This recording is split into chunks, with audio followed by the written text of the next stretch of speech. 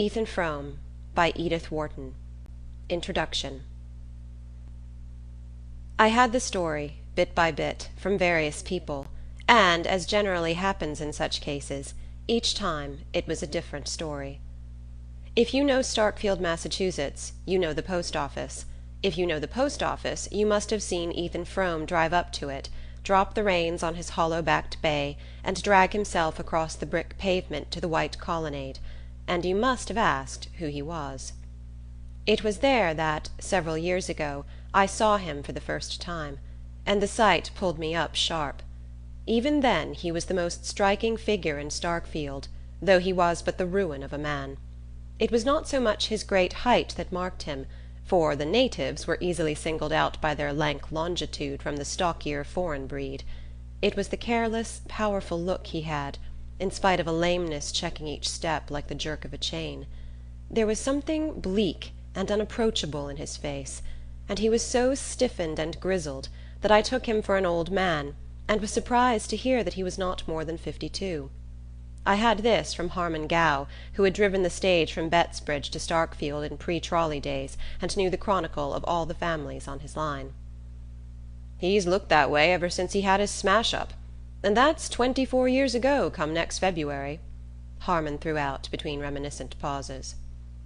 The smash-up it was, I gathered from the same informant, which, besides drawing the red gash across Ethan Frome's forehead, had so shortened and warped his right side that it cost him a visible effort to take the few steps from his buggy to the post office window. He used to drive in from his farm every day at about noon, and as that was my own hour for fetching my mail, I often passed him in the porch, or stood beside him while we waited on the motions of the distributing hand behind the grating. I noticed that, though he came so punctually, he seldom received anything but a copy of the Bettsbridge Eagle, which he put without a glance into his sagging pocket. At intervals, however, the postmaster would hand him an envelope addressed to Mrs. Zenobia or Mrs. Zeena Frome, and usually bearing conspicuously in the upper left-hand corner the address of some manufacturer of patent medicine and the name of his specific. These documents my neighbour would also pocket without a glance, as if too much used to them to wonder at their number and variety, and would then turn away with a silent nod to the postmaster. Everyone in Starkfield knew him, and gave him a greeting tempered to his own grave mien, but his taciturnity was respected, and it was only on rare occasions that one of the older men of the place detained him for a word. When this happened, he would listen quietly, his blue eyes on the speaker's face, and answer in so low a tone that his words never reached me. Then he would climb stiffly into his buggy, gather up the reins in his left hand, and drive slowly away in the direction of his farm. "It was a pretty bad smash-up?" I questioned Harmon, looking after Frome's retreating figure, and thinking how gallantly his lean brown head, with its shock of light hair, must have sat on his strong shoulders before they were bent out of shape. "Worst kind," my informant assented. "More'n enough to kill most men. But the Fromes are tough. Ethan'll likely touch 100. "Good God!" I exclaimed. At the moment, Ethan Frome, after climbing to his seat, had leaned over to assure himself of the security of a wooden box, also with the druggist's label on it, which he had placed in the back of the buggy, and I saw his face as it probably looked when he thought himself alone. That man touch 100? He looks as if he was dead and in hell now. Harmon drew a slab of tobacco from his pocket, cut off a wedge, and pressed it into the leather pouch of his cheek. "Guess he's been in Starkfield too many winters. Most of the smart ones get away." "Why didn't he?" "Somebody had to stay and care for the folks. There warn't ever anybody but Ethan. First his father, then his mother, then his wife." "And then the smash-up?" Harmon chuckled sardonically. "That's so. He had to stay then." "I see. And since then they've had to care for him?" Harmon thoughtfully passed his tobacco to the other cheek. "Oh, as to that, I guess it's always Ethan done the caring." Though Harmon Gow developed the tale as far as his mental and moral reach permitted, there were perceptible gaps between his facts, and I had the sense that the deeper meaning of the story was in the gaps. But one phrase stuck in my memory, and served as the nucleus about which I grouped my subsequent inferences. Guess he's been in Starkfield too many winters." Before my own time there was up I had learned to know what that meant. Yet I had come in the degenerate day of trolley, bicycle, and rural delivery, when communication was easy between the scattered mountain villages, and the bigger towns in the valleys, such as Bettsbridge and Shadd's Falls, had libraries, theatres, and Y.M.C.A. halls to which the youth of the hills could descend for recreation. But when winter shut down on Starkfield, and the village lay under a sheet of snow perpetually renewed from the pale skies, I began to see what life there, or rather its negation, must have been in Ethan Frome's young manhood.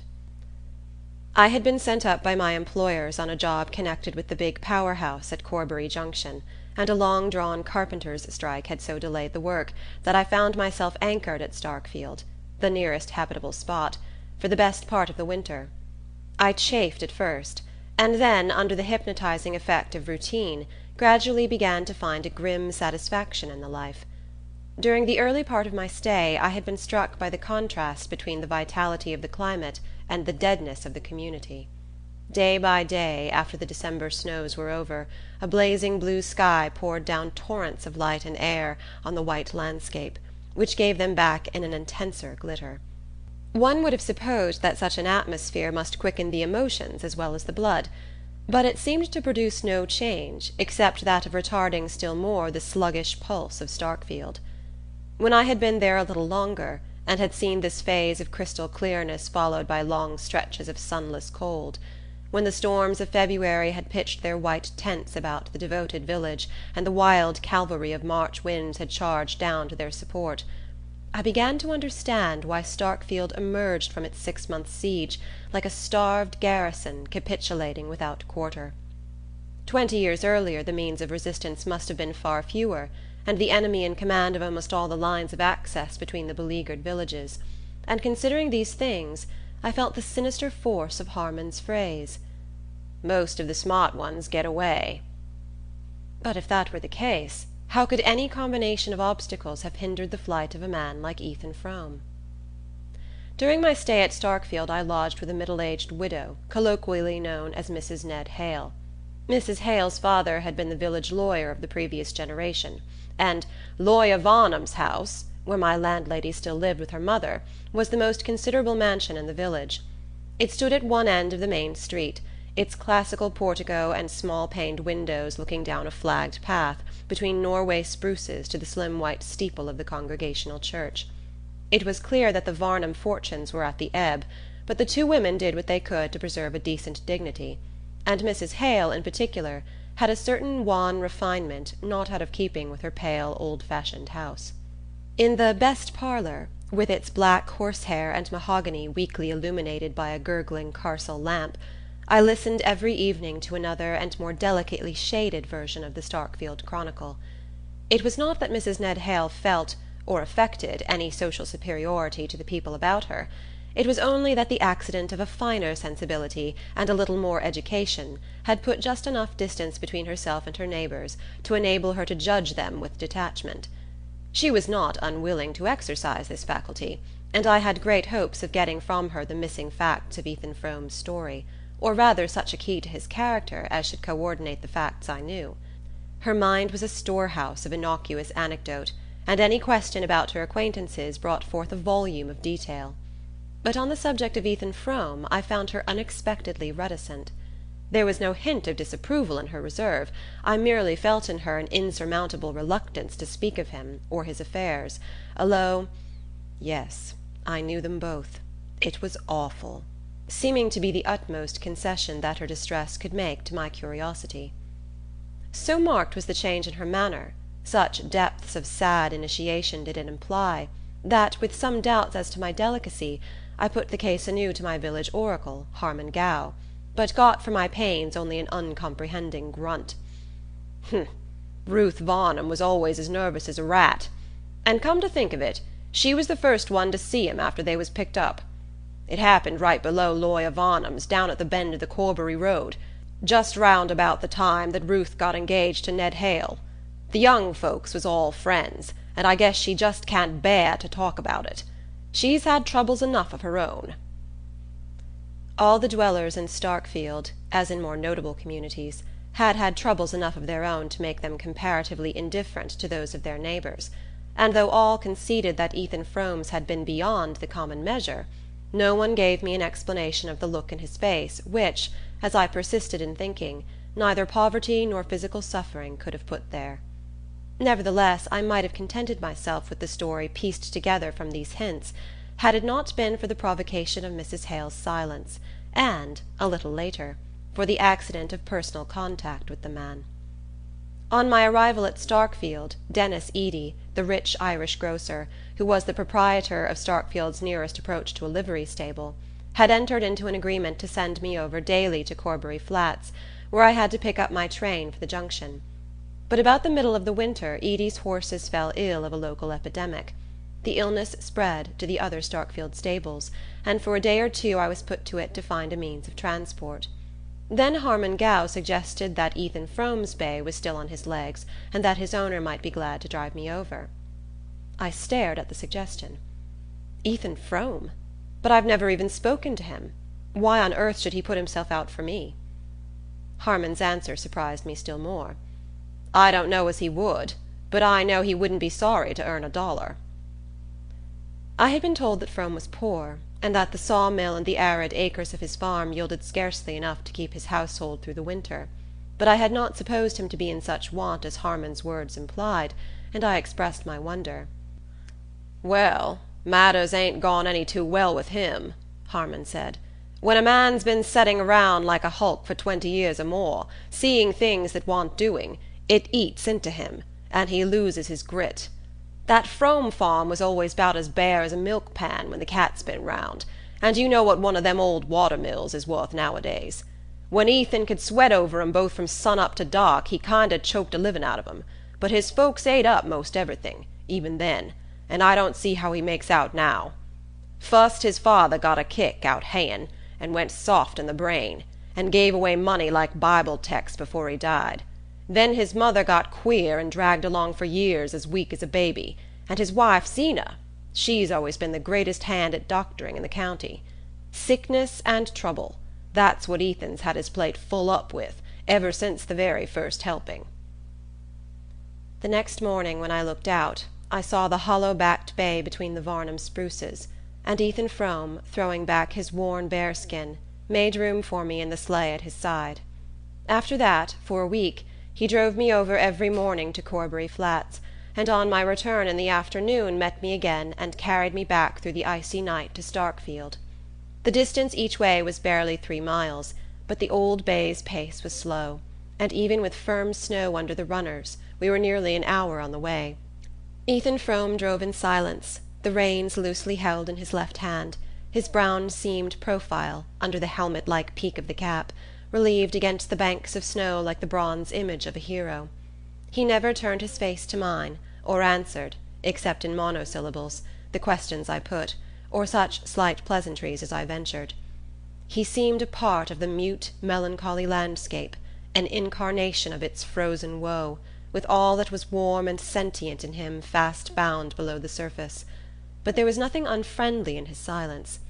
I simply felt that he lived in a depth of moral isolation too remote for casual access, and I had the sense that his loneliness was not merely the result of his personal plight, tragic as I guessed that to be, but had in it, as Harmon Gow had hinted, the profound accumulated cold of many Starkfield winters. Only once or twice was the distance between us bridged for a moment, and the glimpses thus gained confirmed my desire to know more. Once I happened to speak of an engineering job I had been on the previous year in Florida, and of the contrast between the winter landscape about us and that in which I had found myself the year before, and to my surprise Frome said suddenly, "Yes, I was down there once, and for a good while afterward I could call up the sight of it in winter, but now it's all snowed under." He said no more, and I had to guess the rest from the inflection of his voice and his sharp relapse into silence. Another day, on getting into my train at the Flats, I missed a volume of popular science, I think it was on some recent discoveries in biochemistry, which I had carried with me to read on the way. I thought no more about it till I got into the sleigh again that evening, and saw the book in Frome's hand. "I found it after you were gone," he said. I put the volume into my pocket, and we dropped back into our usual silence. But as we began to crawl up the long hill from Corbury Flats to the Starkfield ridge, I became aware in the dusk that he had turned his face to mine. "There are things in that book that I didn't know the first word about," he said. I wondered less at his words than at the queer note of resentment in his voice. He was evidently surprised and slightly aggrieved at his own ignorance. "Does that sort of thing interest you?" I asked. "It used to." "There are one or two rather new things in the book. There have been some big strides lately in that particular line of research." I waited a moment for an answer that did not come. Then I said, "If you'd like to look through the book, I'd be glad to leave it with you." He hesitated, and I had the impression that he felt himself about to yield to a stealing tide of inertia. Then, "Thank you, I'll take it," he answered shortly. I hoped that this incident might set up some more direct communication between us. Frome was so simple and straightforward that I was sure his curiosity about the book was based on a genuine interest in its subject. Such tastes and acquirements in a man of his condition made the contrast more poignant between his outer situation and his inner needs, and I hoped that the chance of giving expression to the latter might at least unseal his lips. But something in his past history, or in his present way of living, had apparently driven him too deeply into himself for any casual impulse to draw him back to his kind. At our next meeting he made no allusion to the book, and our intercourse seemed fated to remain as negative and one-sided as if there had been no break in his reserve. Frome had been driving me over to the Flats for about a week, when one morning I looked out of my window into a thick snowfall. The height of the white waves massed against the garden fence and along the wall of the church showed that the storm must have been going on all night, and that the drifts were likely to be heavy in the open. I thought it probable that my train would be delayed, but I had to be at the power-house for an hour or two that afternoon, and I decided, if Frome turned up, to push through to the Flats and wait there till my train came in. I don't know why I put it in the conditional, however, for I never doubted that Frome would appear. He was not the kind of man to be turned from his business by any commotion of the elements, and at the appointed hour his sleigh glided up through the snow like a stage apparition behind thickening veils of gauze. I was getting to know him too well to express either wonder or gratitude at his keeping his appointment, but I exclaimed in surprise as I saw him turn his horse in a direction opposite to that of the Corbury road. "The railroad's blocked by a freight train that got stuck in a drift below the Flats," he explained, as we jogged off into the stinging whiteness. "But look here, where are you taking me, then?" "Straight to the junction, by the shortest way," he answered, pointing up Schoolhouse Hill with his whip. "To the junction? In this storm? Why, it's a good 10 miles." "The bay'll do it if you give him time. You said you had some business there this afternoon. I'll see you get there." He said it so quietly that I could only answer, "You're doing me the biggest kind of favor." "That's all right," he rejoined. Abreast of the schoolhouse the road forked, and we dipped down a lane to the left, between hemlock boughs bent inward to their trunks by the weight of the snow. I had often walked that way on Sundays, and knew that the solitary roof showing through bare branches near the bottom of the hill was that of Frome's sawmill. It looked exanimate enough, with its idle wheel looming above the black stream dashed with yellow-white spume, and its cluster of sheds sagging under their white load. Frome did not even turn his head as we drove by, and still in silence we began to mount the next slope. About a mile farther, on a road I had never travelled, we came to an orchard of starved apple-trees writhing over a hillside among outcroppings of slate that nuzzled up through the snow like animals pushing out their noses to breathe. Beyond the orchard lay a field or two, their boundaries lost under drifts, and above the fields, huddled against the white immensities of land and sky, one of those lonely New England farmhouses that make the landscape lonelier. "That's my place," said Frome, with a sideways jerk of his lame elbow, and in the distress and oppression of the scene I did not know what to answer. The snow had ceased, and a flash of watery sunlight exposed the house on the slope above us in all its plaintive ugliness. The black wraith of a deciduous creeper flapped from the porch, and the thin wooden walls, under their worn coat of paint, seemed to shiver in the wind that had risen with the ceasing of the snow. "The house was bigger in my father's time. I had to take down the L a while back," Frome continued, checking with a twitch of the left rein the bay's evident intention of turning in through the broken-down gate. I saw then that the unusually forlorn and stunted look of the house was partly due to the loss of what is known in New England as the ell, that long, deep-roofed adjunct usually built at right angles to the main house, and connecting it, by way of storerooms and tool-house, with the woodshed and cow-barn; whether because of its symbolic sense, the image it presented of a life linked with the soil, and enclosing in itself the chief sources of warmth and nourishment, or whether merely because of the consolatory thought that it enables the dwellers in that harsh climate to get to their morning's work without facing the weather, it is certain that the ell, rather than the house itself, seems to be the centre, the actual hearthstone of the New England farm. Perhaps this connection of ideas, which had often occurred to me in my rambles about Starkfield, caused me to hear a wistful note in Frome's words, and to see in the diminished dwelling the image of his own shrunken body. "We're kinder sidetracked here now," he added, "but there was considerable passing before the railroad was carried through to the Flats." He roused the lagging bay with another twitch.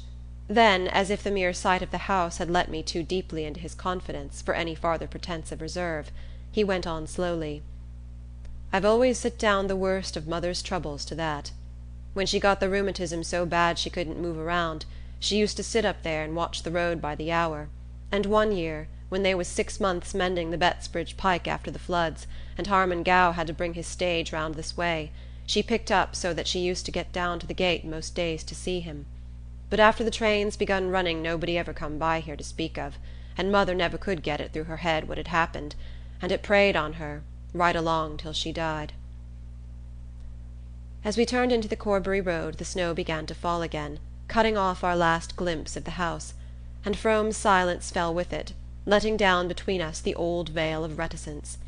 This time the wind did not cease with the return of the snow. Instead it sprang up to a gale which now and then, from a tattered sky, flung pale sweeps of sunlight over a landscape chaotically tossed. But the bay was as good as Frome's word, and we pushed on to the junction through the wild white scene. In the afternoon the storm held off, and the clearness in the west seemed to my inexperienced eye the pledge of a fair evening. I finished my business as quickly as possible, and we set out for Starkfield with a good chance of getting there for supper. But at sunset the clouds gathered again, bringing an earlier night, and the snow began to fall straight and steadily from a sky without wind, in a soft universal diffusion more confusing than the gusts and eddies of the morning. It seemed to be a part of the thickening darkness, to be the winter night itself descending on us layer by layer. The small ray of Frome's lantern was soon lost in this smothering medium, in which even his sense of direction, and the bay's homing instinct, finally ceased to serve us. 2 or 3 times some ghostly landmark sprang up to warn us that we were astray, and then we sucked back into the mist; and when we finally regained our road the old horse began to show signs of exhaustion. I felt myself to blame for having accepted Frome's offer, and after a short discussion I persuaded him to let me get out of the sleigh and walk along through the snow at the bay's side.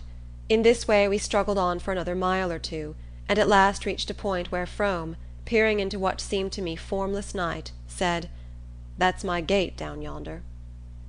The last stretch had been the hardest part of the way. The bitter cold and the heavy going had nearly knocked the wind out of me, and I could feel the horse's side ticking like a clock under my hand. "Look here, Frome," I began, "there's no earthly use in your going any farther." But he interrupted me. "Nor you neither.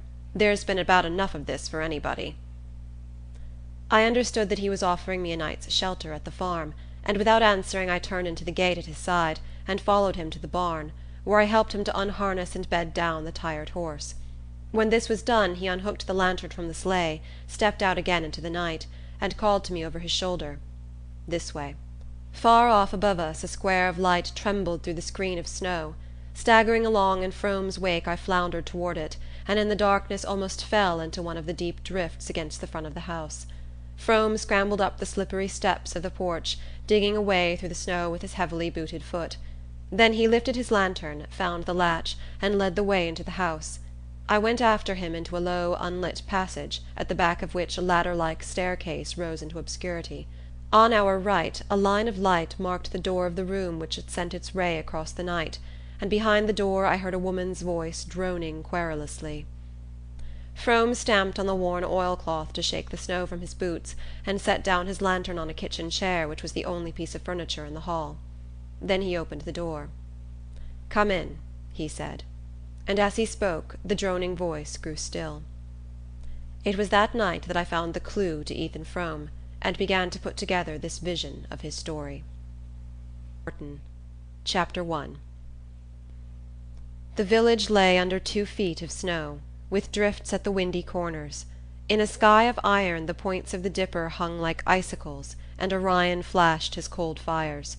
The moon had set, but the night was so transparent that the white house-fronts between the elms looked grey against the snow, clumps of bushes made black stains on it, and the basement windows of the church sent shafts of yellow light far across the endless undulations. Young Ethan Frome walked at a quick pace along the deserted street, past the bank and Michael Eady's new brick store, and Lawyer Varnum's house with the 2 black Norway spruces at the gate.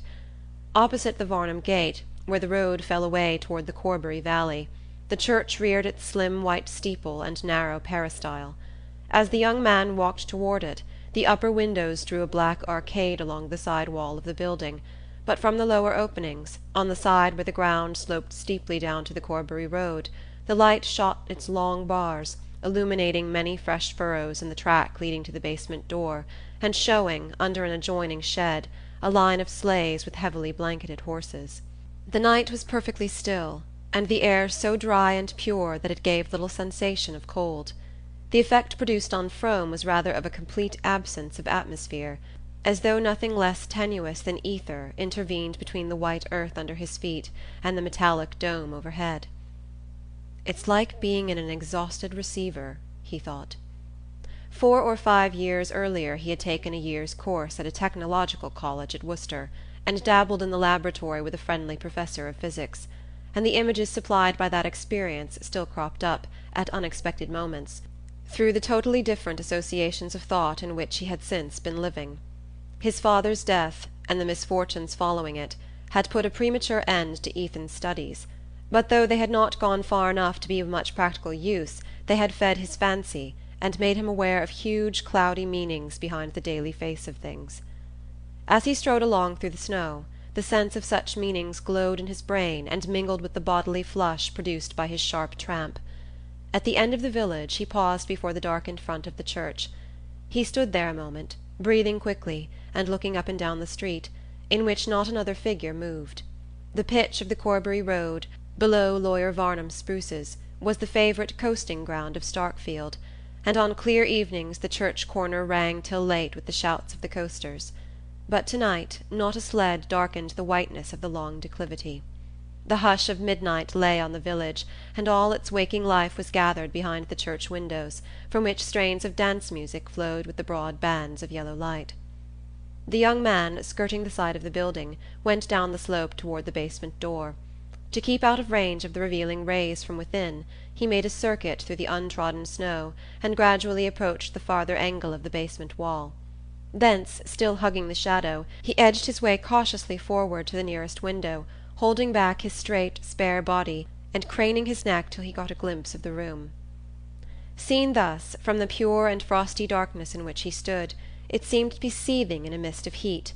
The metal reflectors of the gas jets sent crude waves of light against the whitewashed walls, and the iron flanks of the stove at the end of the hall looked as though they were heaving with volcanic fires. The floor was thronged with girls and young men. Down the side wall facing the window stood a row of kitchen chairs from which the older women had just risen.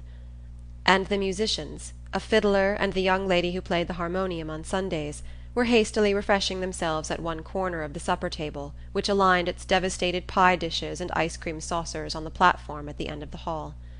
The guests were preparing to leave, and the tide had already set towards the passage where coats and wraps were hung, when a young man with a sprightly foot and a shock of black hair shot into the middle of the floor and clapped his hands.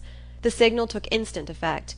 The musicians hurried to their instruments, the dancers, some already half muffled for departure, fell into line down each side of the room, the older spectators slipped back to their chairs, and the lively young man, after diving about here and there in the throng, drew forth a girl who had already wound a cherry-coloured fascinator about her head, and, leading her up to the end of the floor, whirled her down its length to the bounding tune of a Virginia reel. Frome's heart was beating fast. He had been straining for a glimpse of the dark head under the cherry-coloured scarf, and it vexed him that another eye should have been quicker than his. The leader of the reel, who looked as if he had Irish blood in his veins, danced well, and his partner caught his fire. As she passed down the line, her light figure swinging from hand to hand in circles of increasing swiftness, the scarf flew off her head and stood out behind her shoulders, and Frome, at each turn, caught sight of her laughing, panting lips, the cloud of dark hair about her forehead, and the dark eyes which seemed the only fixed points in a maze of flying lines. The dancers were going faster and faster, and the musicians, to keep up with them, belaboured their instruments like jockeys lashing their mounts on the home stretch. Yet it seemed to the young man at the window that the reel would never end.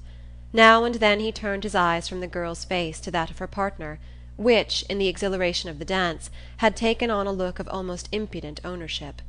Denis Eady was the son of Michael Eady, the ambitious Irish grocer, whose suppleness and effrontery had given Starkfield its first notion of smart business methods, and whose new brick store testified to the success of the attempt. His son seemed likely to follow in his steps, and was meanwhile applying the same arts to the conquest of the Starkfield maidenhood.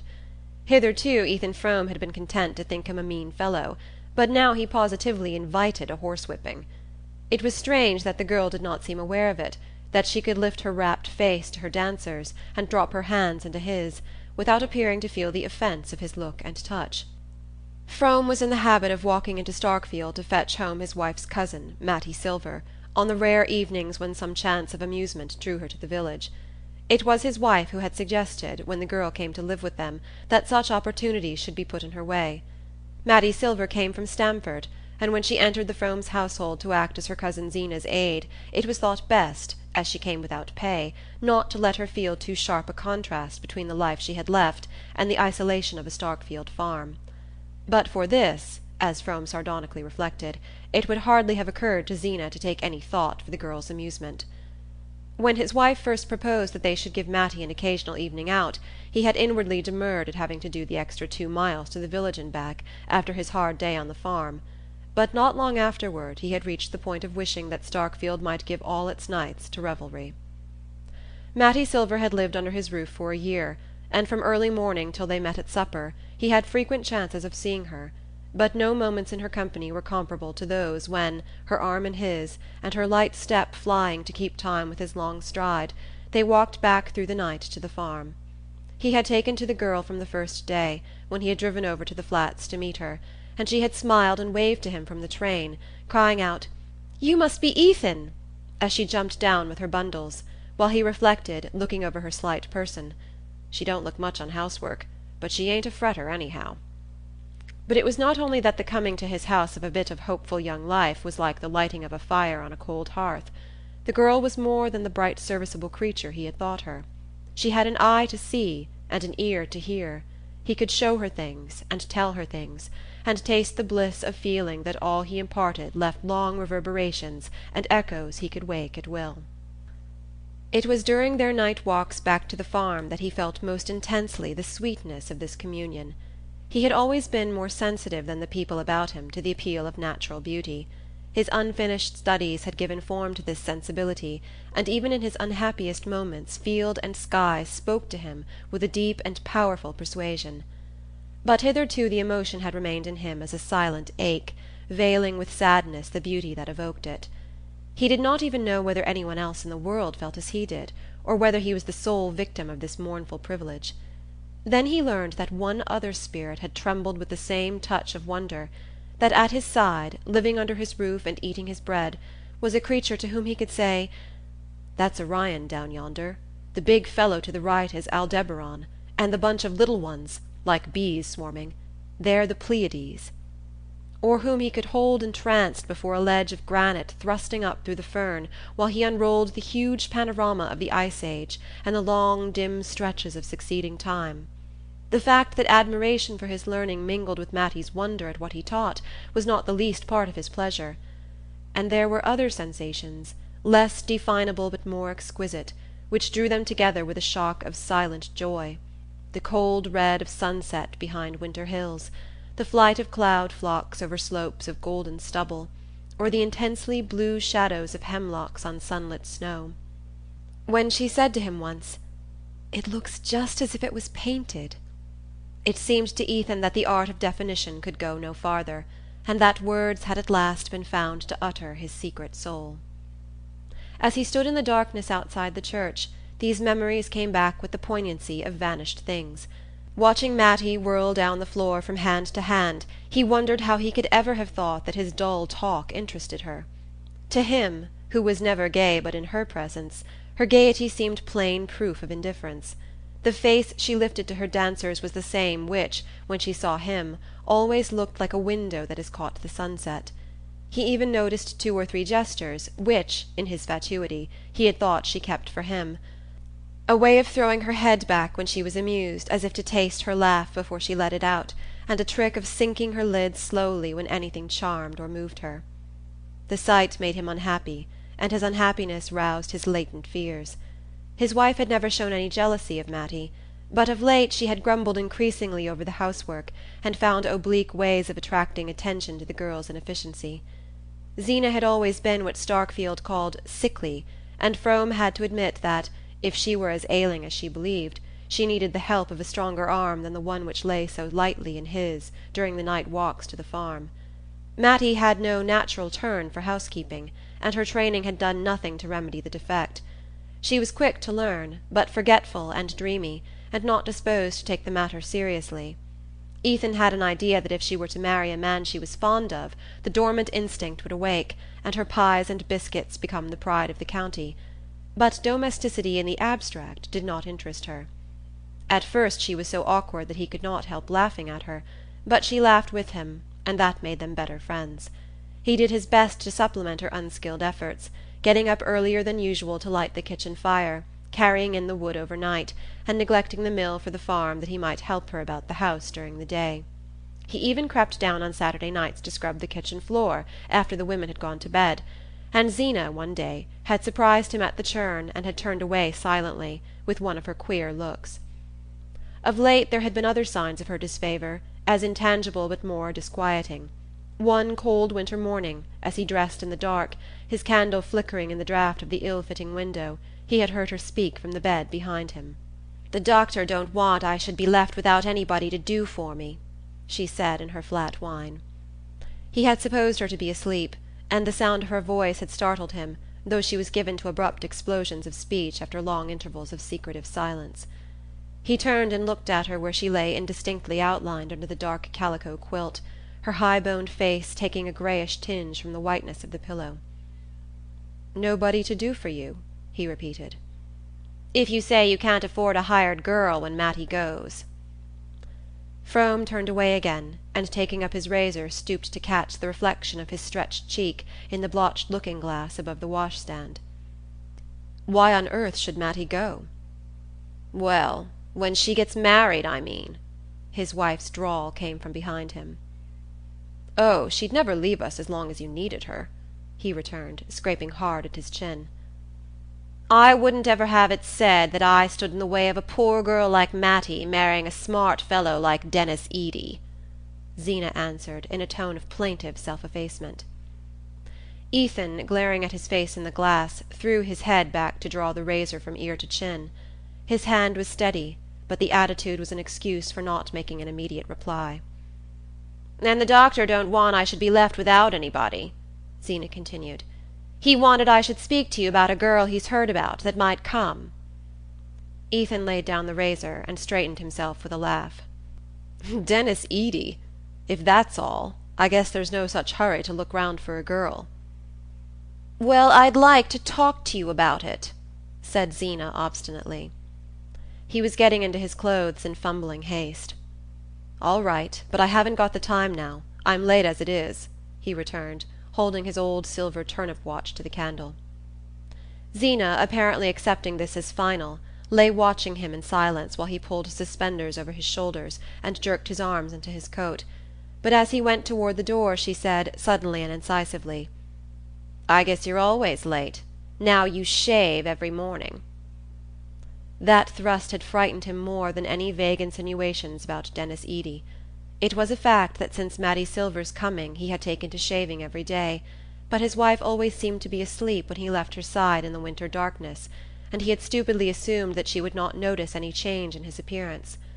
Once or twice in the past he had been faintly disquieted by Zenobia's way of letting things happen without seeming to remark them, and then, weeks afterward, in a casual phrase, revealing that she had all along taken her notes and drawn her inferences. Of late, however, there had been no room in his thoughts for such vague apprehensions. Zeena herself, from an oppressive reality, had faded into an unsubstantial shade. All his life was lived in the sight and sound of Mattie Silver, and he could no longer conceive of its being otherwise. But now, as he stood outside the church, and saw Mattie spinning down the floor with Denis Eady, a throng of disregarded hints and menaces wove their cloud about his brain. Chapter 2. As the dancers poured out of the hall, Frome, drawing back behind the projecting storm door, watched the segregation of the grotesquely muffled groups, in which a moving lantern ray now and then lit up a face flushed with food and dancing. The villagers, being afoot, were the first to climb the slope to the main street, while the country neighbours packed themselves more slowly into the sleighs under the shed. "Ain't you ridin', Mattie?" a woman's voice called back from the throng about the shed, and Ethan's heart gave a jump. From where he stood he could not see the persons coming out of the hall till they had advanced a few steps beyond the wooden sides of the storm door. But through its cracks he heard a clear voice answer, "Mercy, no, not on such a night." She was there, then, close to him, only a thin board between. In another moment she would step forth into the night, and his eyes, accustomed to the obscurity, would discern her as clearly as though she stood in daylight. A wave of shyness pulled him back into the dark angle of the wall, and he stood there in silence instead of making his presence known to her. It had been one of the wonders of their intercourse that from the first time she, the quicker, finer, more expressive, instead of crushing him by the contrast, had given him something of her own ease and freedom. But now he felt as heavy and loutish as in his student days, when he had tried to jolly the Worcester girls at a picnic. He hung back, and she came out alone and paused within a few yards of him. She was almost the last to leave the hall, and she stood looking uncertainly about her as if wondering why he did not show himself. Then a man's figure approached, coming so close to her that under their formless wrappings they seemed merged in one dim outline. "Gentleman friend gone back on you? Say, Matt, that's tough. No, I wouldn't be mean enough to tell the other girls. I ain't as low down as that." How Frome hated his cheap banter. "But look-a-here, ain't it lucky I got the old man's cutter down there waiting for us?" Frome heard the girl's voice, gaily incredulous. "What on earth's your father's cutter doing down there?" "Why, waiting for me to take a ride. I got the roan colt, too. I kinder knew I'd want to take a ride tonight." Edie, in his triumph, tried to put a sentimental note into his bragging voice. The girl seemed to waver, and Frome saw her twirl the end of her scarf irresolutely about her fingers. Not for the world would he have made a sign to her, though it seemed to him that his life hung on her next gesture. "Hold on a minute while I unhitch the colt," Denis called to her, springing towards the shed. She stood perfectly still, looking after him, in an attitude of tranquil expectancy, torturing to the hidden watcher. Frome noticed that she no longer turned her head from side to side, as though peering through the night for another figure. She let Denis Eady lead out the horse, climb into the cutter, and fling back the bearskin to make room for her at his side. Then, with a swift motion of flight, she turned about and darted up the slope toward the front of the church. "Good-bye. Hope you'll have a lovely ride," she called back to him over her shoulder. Denis laughed and gave the horse a cut that brought him quickly abreast of her retreating figure. "Come along, get in quick. It's as slippery as thunder on this turn," he cried, leaning over to reach out a hand to her. She laughed back at him. "Good night, I'm not getting in." By this time they had passed beyond Frome's earshot, and he could only follow the shadowy pantomime of their silhouettes as they continued to move along the crest of the slope above him. He saw Edie, after a moment, jump from the cutter and go toward the girl with the reins over one arm. The other he tried to slip through hers, but she eluded him nimbly, and Frome's heart, which had swung out over a black void, trembled back to safety. A moment later he heard the jingle of departing sleigh bells and discerned a figure advancing alone toward the empty expanse of snow before the church. In the black shade of the Varnum spruces he caught up with her, and she turned back with a quick "Oh!" "Think I'd forgotten you, Matt?" he asked with sheepish glee. She answered seriously, "I thought maybe you couldn't come back for me." "Couldn't? What on earth could stop me?" I knew Zeena wasn't feeling any too good today." "Oh, she's in bed long ago." He paused, a question struggling in him. "Then you meant to walk home all alone?" "Oh, I ain't afraid," she laughed. They stood together in the gloom of the spruces, an empty world glimmering about them wide and grey under the stars. He brought his question out. "If you thought I hadn't come, why didn't you ride back with Denis Eady?" "Why, where were you? How did you know? I never saw you." Her wonder and his laughter ran together like spring rills in a thaw. Ethan had the sense of having done something arch and ingenious. To prolong the effect he groped for a dazzling phrase, and brought out, in a growl of rapture, "Come along." He slipped an arm through hers, as Eady had done, and fancied it was faintly pressed against her side. But neither of them moved. It was so dark under the spruces that he could barely see the shape of her head beside his shoulder. He longed to stoop his cheek and rub it against her scarf. He would have liked to stand there with her all night in the blackness. She moved forward a step or two, and then paused again above the dip of the Corbury road. Its icy slope, scored by innumerable runners, looked like a mirror scratched by travellers at an inn. "There was a whole lot of them coasting before the moon set," she said. "Would you like to come in and coast with them some night?" he asked. "Oh, would you, Ethan? It would be lovely." "We'll come tomorrow if there's a moon." She lingered, pressing closer to his side. "Ned Hale and Ruth Varnum came just as near running to the big elm at the bottom. We were all sure they were killed." Her shiver ran down his arm. "Wouldn't it have been too awful? They're so happy." "Oh, Ned ain't much at steering. I guess I can take you down all right," he said disdainfully. He was aware that he was "talking big," like Denis Eady, but his reaction of joy had unsteadied him, and the inflection with which she had said of the engaged couple, "They're so happy," made the words sound as if she had been thinking of herself and him. "The elm is dangerous, though. It ought to be cut down," she insisted. "Would you be afraid of it, with me?" "I told you, I ain't the kind to be afraid," she tossed back, almost indifferently, and suddenly she began to walk on with a rapid step.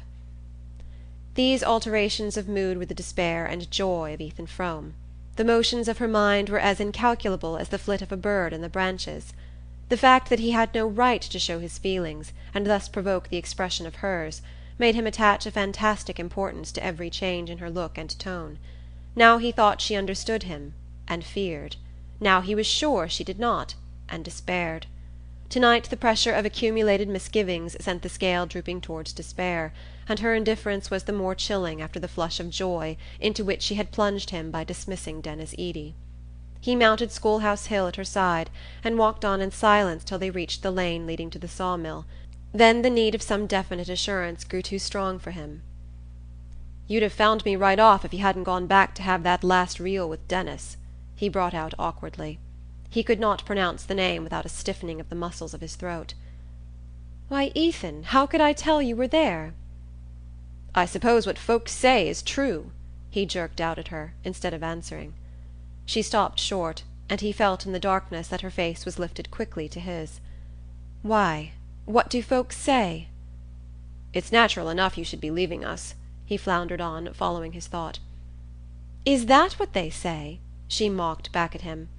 Then, with a sudden drop of her sweet treble, "You mean that Zeena ain't suited with me any more," she faltered.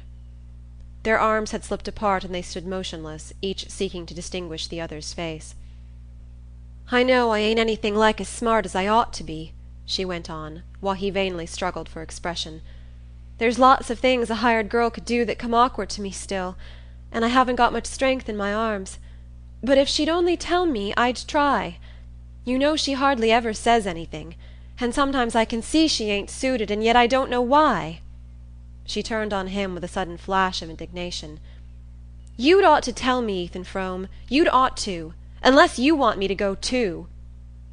Unless he wanted her to go too. The cry was balm to his raw wound. The iron heavens seemed to melt and rain down sweetness. Again he struggled for the all-expressive word, and again his arm in hers found only a deep "Come along." They walked on in silence through the blackness of the hemlock-shaded lawn, where Ethan's sawmill gloomed through the night, and out again into the comparative clearness of the fields. On the farther side of the hemlock belt the open country rolled away before them, grey and lonely under the stars. Sometimes their way led them under the shade of an overhanging bank or through the thin obscurity of a clump of leafless trees. Here and there a farmhouse stood far back among the fields, mute and cold as a gravestone. The night was so still that they heard the frozen snow crackle under their feet. The crash of a loaded branch falling far off in the woods reverberated like a musket shot, and once a fox barked, and Mattie shrank closer to Ethan and quickened her steps. At length they sighted the group of larches at Ethan's gate, and as they drew near it the sense that the walk was over brought back his words. "Then you don't want to leave us, Matt?" He had to stoop his head to catch her stifled whisper. "Where'd I go if I did?" The answer sent a pang through him, but the tone suffused him with joy. He forgot what else he had meant to say, and pressed her against him so closely that he seemed to feel her warmth in his veins. "You ain't crying, are you, Matt?" "No, of course I'm not," she quavered.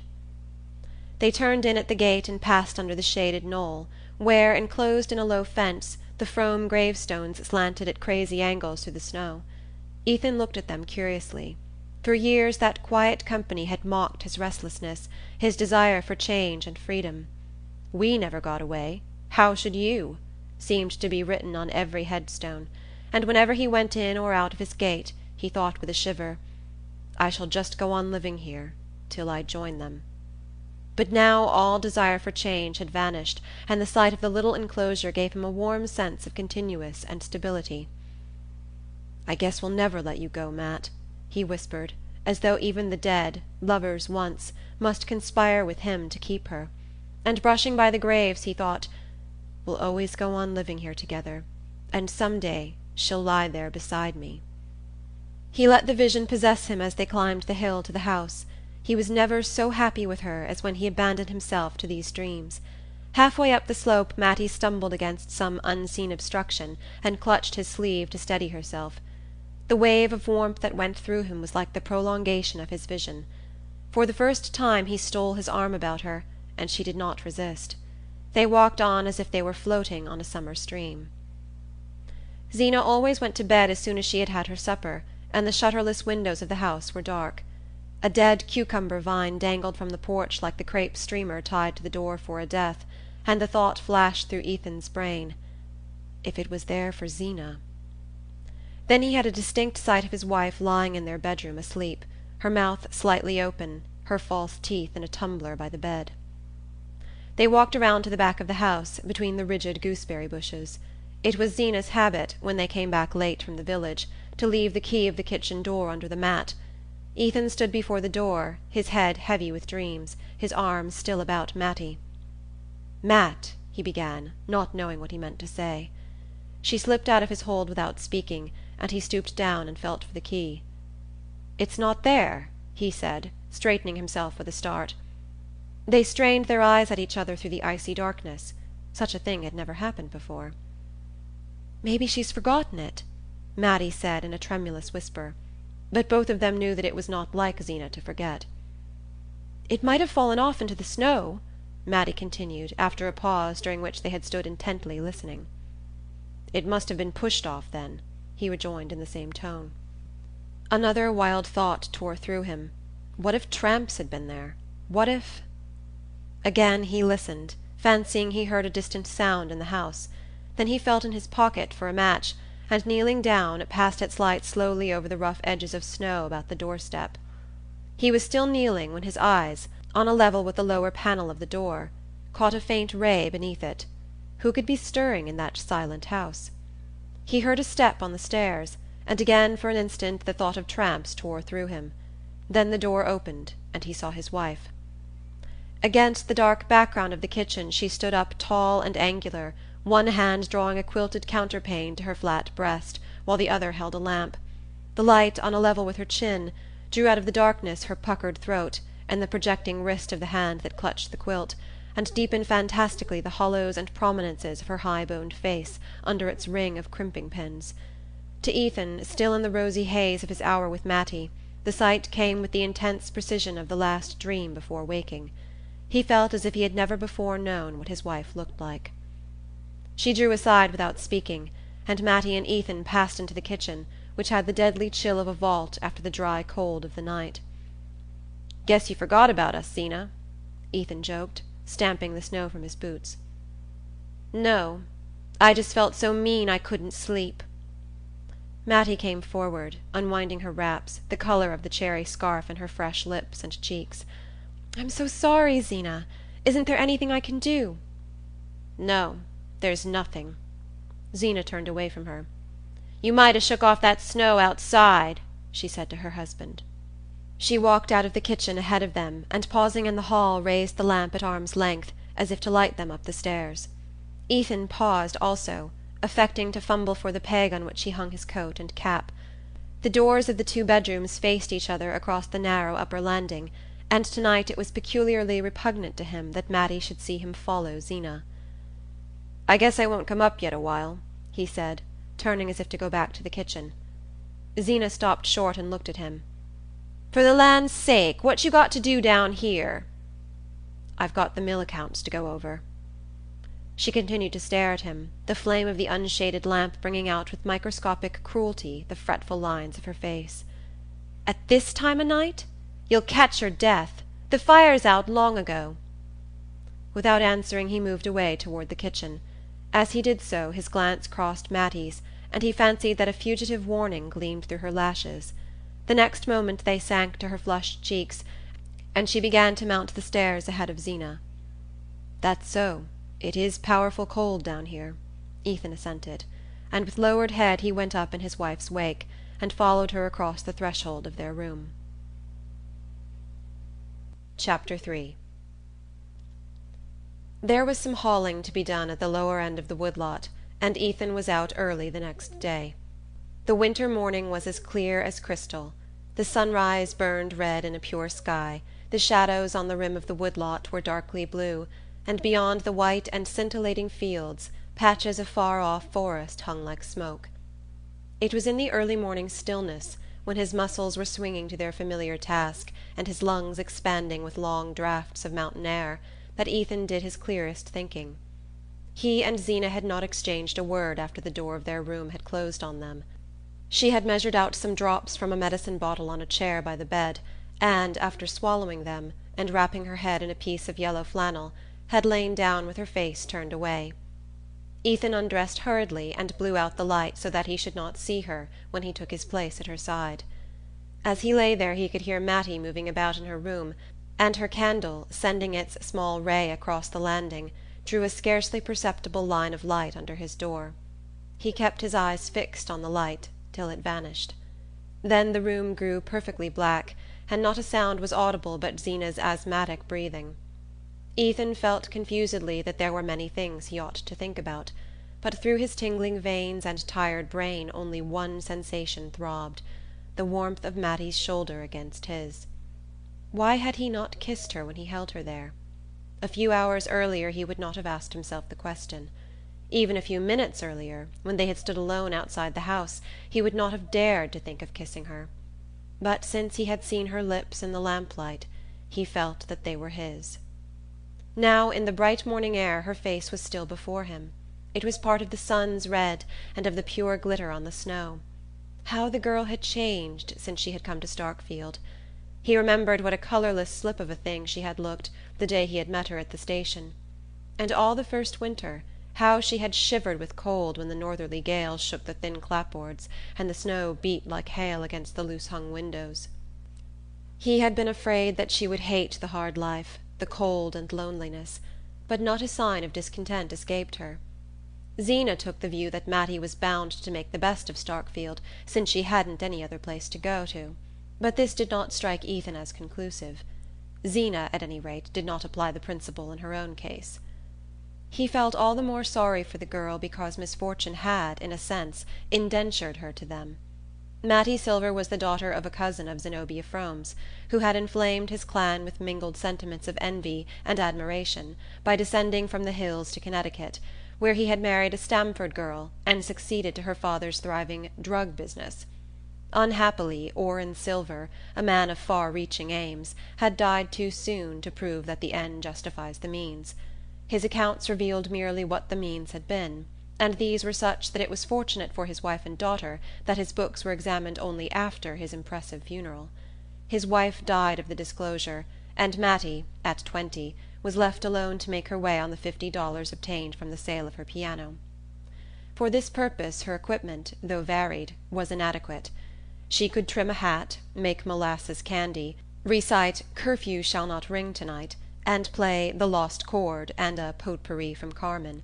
When she tried to extend the field of her activities in the direction of stenography and bookkeeping, her health broke down, and 6 months on her feet behind the counter of a department store did not tend to restore it.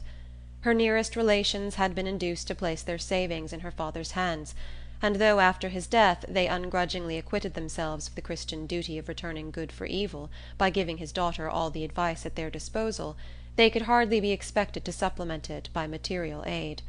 But when Zenobia's doctor recommended her looking about for some one to help her with the housework, the clan instantly saw the chance of exacting a compensation from Mattie. Zenobia, though doubtful of the girl's efficiency, was tempted by the freedom to find fault without much risk of losing her. And so Mattie came to Starkfield. Zenobia's fault-finding was of the silent kind, but not the less penetrating for that. During the first months Ethan alternately burned with the desire to see Mattie defy her and trembled with fear of the result. Then the situation grew less strained. The pure air and the long summer hours in the open gave back life and elasticity to Mattie, and Zeena, with more leisure to devote to her complex ailments, grew less watchful of the girl's omissions, so that Ethan, struggling on under the burden of his barren farm and failing sawmill, could at least imagine that peace reigned in his house. There was really, even now, no tangible evidence to the contrary, but since the previous night a vague dread had hung on his skyline. It was formed of Zeena's obstinate silence, of Mattie's sudden look of warning, of the memory of just such fleeting imperceptible signs as those which told him, on certain stainless mornings, that before night there would be rain. His dread was so strong that, manlike, he sought to postpone certainty. The hauling was not over till midday, and as the lumber was to be delivered to Andrew Hale, the Starkfield builder, it was really easier for Ethan to send Jotham Powell, the hired man, back to the farm on foot, and drive the load down to the village himself. He had scrambled up on the logs and was sitting astride of them, close over his shaggy greys, when, coming between him and their streaming necks, he had a vision of the warning look that Mattie had given him the night before. "If there's going to be any trouble, I want to be there," was his vague reflection, and he threw to Jotham the unexpected order to unhitch the team and lead them back to the barn. It was a slow trudge home through the heavy fields, and when the two men entered the kitchen, Mattie was lifting the coffee from the stove and Zeena was already at the table. Her husband stopped short at sight of her. Instead of her usual calico wrapper and knitted shawl, she wore her best dress of brown merino, and above her thin strands of hair, which still preserved the tight undulations of the crimping pins, rose a hard perpendicular bonnet, as to which Ethan's clearest notion was that he had to pay $5 for it at the Bettsbridge Emporium. On the floor beside her stood his old valise and a bandbox wrapped in newspapers. "Why, where are you going, Zeena?" he exclaimed.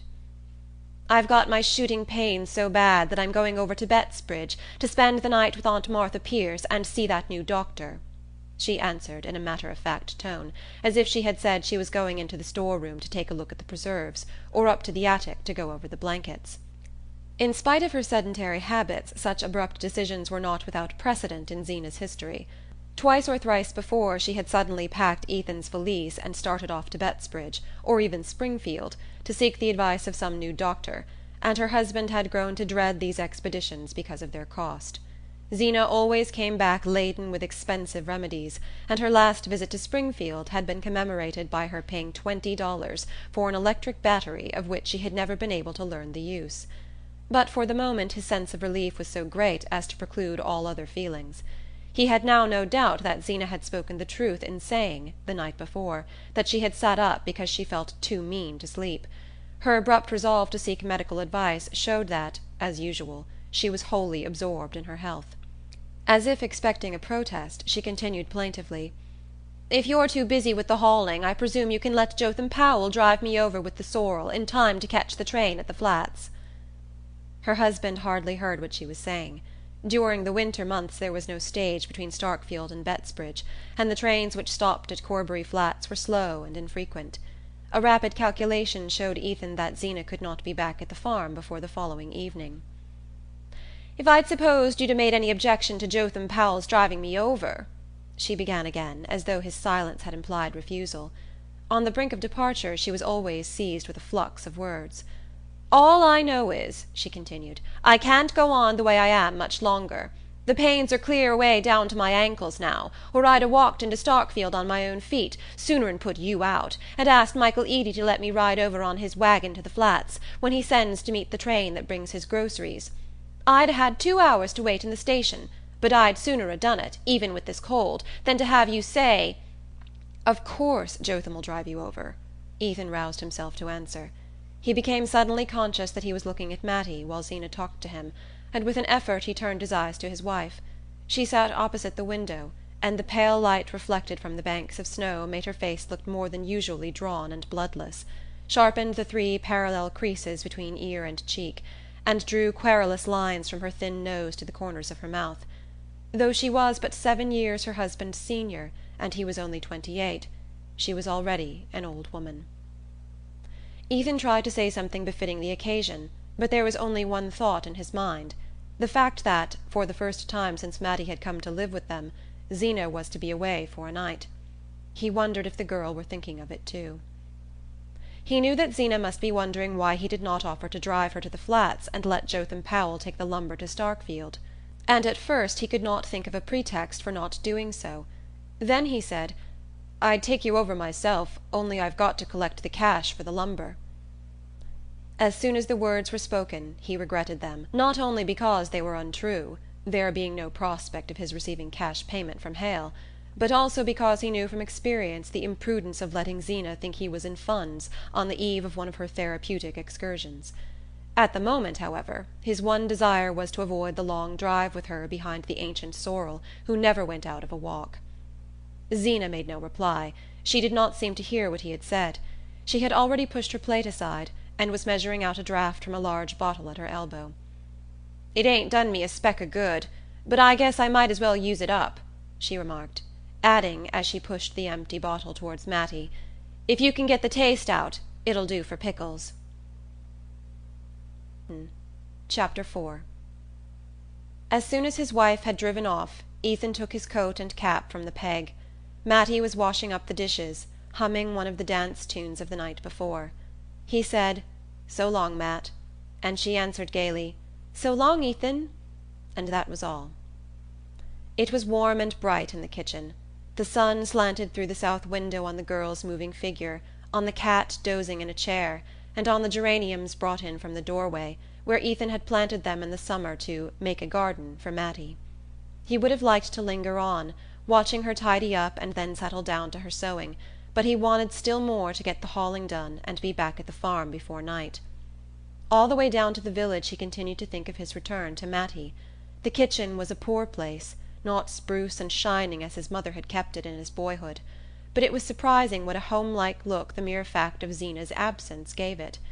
And he pictured what it would be like that evening, when he and Mattie were there after supper.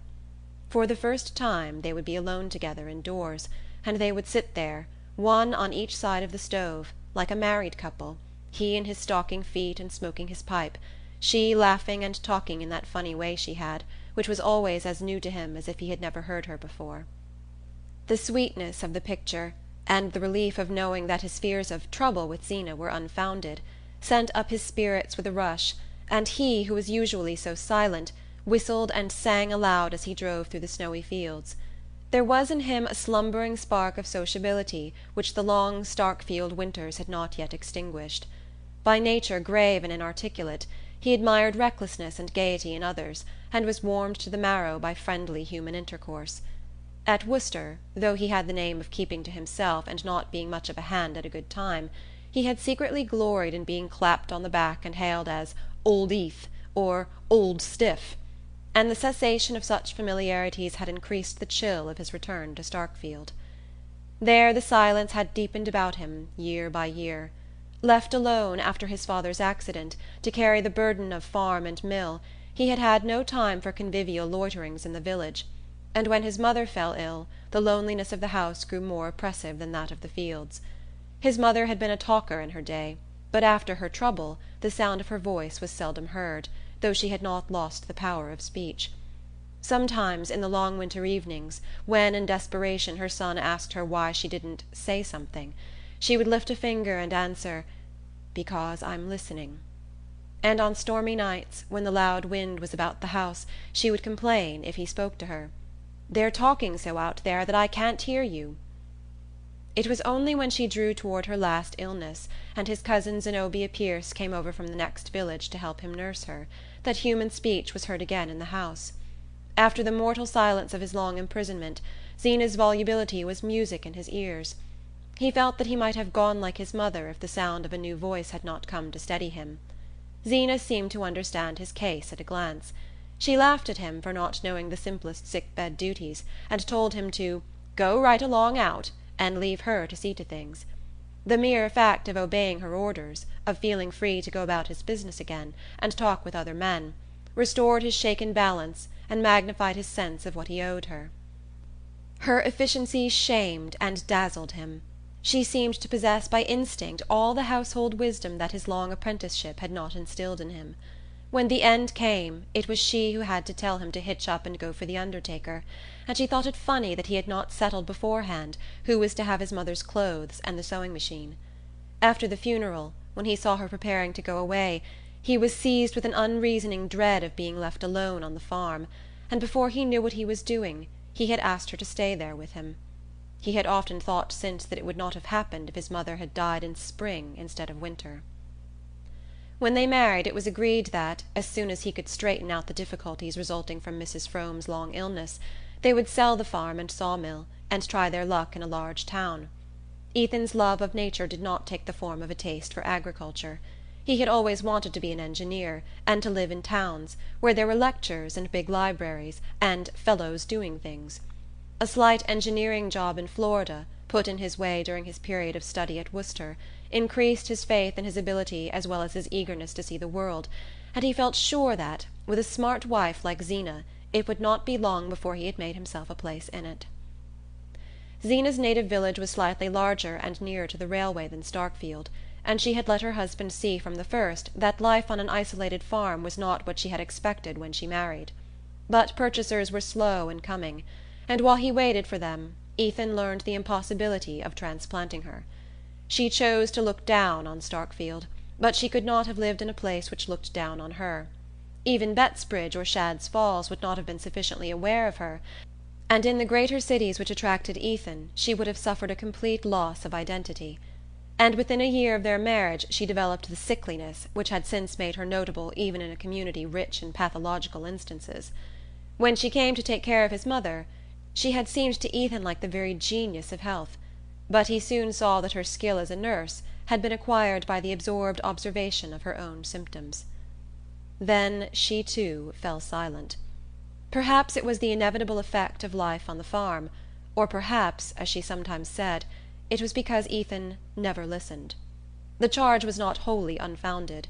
When she spoke it was only to complain, and to complain of things not in his power to remedy, and to check a tendency to impatient retort he had first formed the habit of not answering her, and finally of thinking of other things while she talked. Of late, however, since he had reasons for observing her more closely, her silence had begun to trouble him. He recalled his mother's growing taciturnity, and wondered if Zeena were also turning queer. Women did, he knew. Zeena, who had at her fingers' ends the pathological chart of the whole region, had cited many cases of the kind while she was nursing his mother, and he himself knew of certain lonely farmhouses in the neighbourhood where stricken creatures pined, and of others where sudden tragedy had come of their presence. At times, looking at Zeena's shut face, he felt the chill of such forebodings. At other times her silence seemed deliberately assumed to conceal far-reaching intentions, mysterious conclusions drawn from suspicions and resentments impossible to guess. That supposition was even more disturbing than the other, and it was the one which had come to him the night before, when he had seen her standing in the kitchen door. Now her departure for Bettsbridge had once more eased his mind, and all his thoughts were on the prospect of his evening with Mattie. Only one thing weighed on him, and that was his having told Zeena that he was to receive cash for the lumber. He foresaw so clearly the consequences of this imprudence that with considerable reluctance he decided to ask Andrew Hale for a small advance on his load. When Ethan drove into Hale's yard the builder was just getting out of his sleigh. "Hello, Eth," he said. "This comes handy." Andrew Hale was a ruddy man with a big grey moustache and a stubbly double chin unconstrained by a collar, but his scrupulously clean shirt was always fastened by a small diamond stud. This display of opulence was misleading, for though he did a fairly good business it was known that his easy-going habits and the demands of his large family frequently kept him what Starkfield called "behind." He was an old friend of Ethan's family, and his house one of the few to which Zeena occasionally went, drawn there by the fact that Mrs. Hale, in her youth, had done more doctoring than any other woman in Starkfield, and was still a recognized authority on symptoms and treatment. Hale went up to the Greys and patted their sweating flanks. "Well, sir," he said, "you keep them two as if they was pets." Ethan set about unloading the logs, and when he had finished his job he pushed open the glazed door of the shed which the builder used as his office. Hale sat with his feet up on the stove, his back propped against a battered desk strewn with papers. The place, like the man, was warm, genial, and untidy. "Sit right down and thaw out," he greeted Ethan. The latter did not know how to begin, but at length he managed to bring out his request for an advance of $50. The blood rushed to his thin skin under the sting of Hale's astonishment. It was the builder's custom to pay at the end of 3 months, and there was no precedent between the two men for a cash settlement. Ethan felt that if he had pleaded an urgent need Hale might have made shift to pay him, but pride, and an instinctive prudence, kept him from resorting to this argument. After his father's death it had taken time to get his head above water, and he did not want Andrew Hale, or anyone else in Starkfield, to think he was going under again. Besides, he hated lying, and if he wanted the money he wanted it, and it was nobody's business to ask why. He therefore made his demand with the awkwardness of a proud man who will not admit to himself that he is stooping, and he was not much surprised at Hale's refusal. The builder refused genially, as he did everything else. He treated the matter as something in the nature of a practical joke, and wanted to know if Ethan meditated buying a grand piano or adding a cupola to his house, offering in the latter case to give his services free of cost. Ethan's arts were soon exhausted, and after an embarrassed pause he wished Hale good day and opened the door of the office. As he passed out the builder suddenly called after him, "See here, you ain't in a tight place, are you?" "Not a bit," Ethan's pride retorted before his reason had time to intervene. "Well, that's good, because I am, a shade. Fact is, I was going to ask you to give me a little extra time on that payment. Business is pretty slack, to begin with, and then I'm fixing up a little house for Ned and Ruth when they're married. I'm glad to do it for 'em, but it costs." His look appealed to Ethan for sympathy. "The young people like things nice. You know how it is yourself. It's not so long ago since you fixed up your own place for Zeena." Ethan left the Greys in Hale's stable and went about some other business in the village. As he walked away the builder's last phrase lingered in his ears, and he reflected grimly that his 7 years with Zeena seemed to Starkfield not so long. The afternoon was drawing to an end, and here and there a lighted pane spangled the cold grey dusk and made the snow look whiter. The bitter weather had driven every one indoors, and Ethan had the long rural street to himself. Suddenly he heard the brisk play of sleigh bells and a cutter passed him, drawn by a free-going horse. Ethan recognized Michael Eady's roan colt, and young Denis Eady, in a handsome new fur cap, leaned forward and waved a greeting. "Hello, Eth!" he shouted, and spun on. The cutter was going in the direction of the Frome farm, and Ethan's heart contracted as he listened to the dwindling bells. What more likely than that Denis Eady had heard of Zeena's departure for Bettsbridge, and was profiting by the opportunity to spend an hour with Mattie? Ethan was ashamed of the storm of jealousy in his breast. It seemed unworthy of the girl that his thoughts of her should be so violent. He walked on to the church corner and entered the shade of the Varnum spruces, where he had stood with her the night before. As he passed into their gloom he saw an indistinct outline just ahead of him. At his approach it melted for an instant into 2 separate shapes, and then conjoined again, and he heard a kiss, and a half-laughing "Oh!" provoked by the discovery of his presence. Again the outline hastily disunited, and the Varnum gate slammed on one half while the other hurried on ahead of him. Ethan smiled at the discomfiture he had caused. What did it matter to Ned Hale and Ruth Varnum if they were caught kissing each other? Everybody in Starkfield knew they were engaged. It pleased Ethan to have surprised a pair of lovers on the spot where he and Mattie had stood with such a thirst for each other in their hearts. But he felt a pang at the thought that these two need not hide their happiness. He fetched the greys from Hale's stable and started on his long climb back to the farm. The cold was less sharp than earlier in the day, and a thick, fleecy sky threatened snow for the morrow. Here and there a star prickled through, showing behind it a deep well of blue. In an hour or two the moon would push over the ridge behind the farm, burn a gold-edged rent in the clouds, and then be swallowed by them. A mournful peace hung on the fields, as though they felt the relaxing grasp of the cold and stretched themselves in their long winter sleep. Ethan's ears were alert for the jingle of sleigh bells, but not a sound broke the silence of the lonely road. As he drew near the farm he saw, through the thin screen of larches at the gate, a light twinkling in the house above him. "She's up in her room," he said to himself, "fixing herself up for supper." And he remembered Zeena's sarcastic stare when Mattie, on the evening of her arrival, had come down to supper with smoothed hair and a ribbon at her neck. He passed by the graves on the knoll and turned his head to glance at one of the older headstones, which had interested him deeply as a boy because it bore his name. Sacred to the memory of Ethan Frome and Endurance, his wife, who dwelled together in peace for 50 years. He used to think that 50 years sounded like a long time to live together, but now it seemed to him that they might pass in a flash.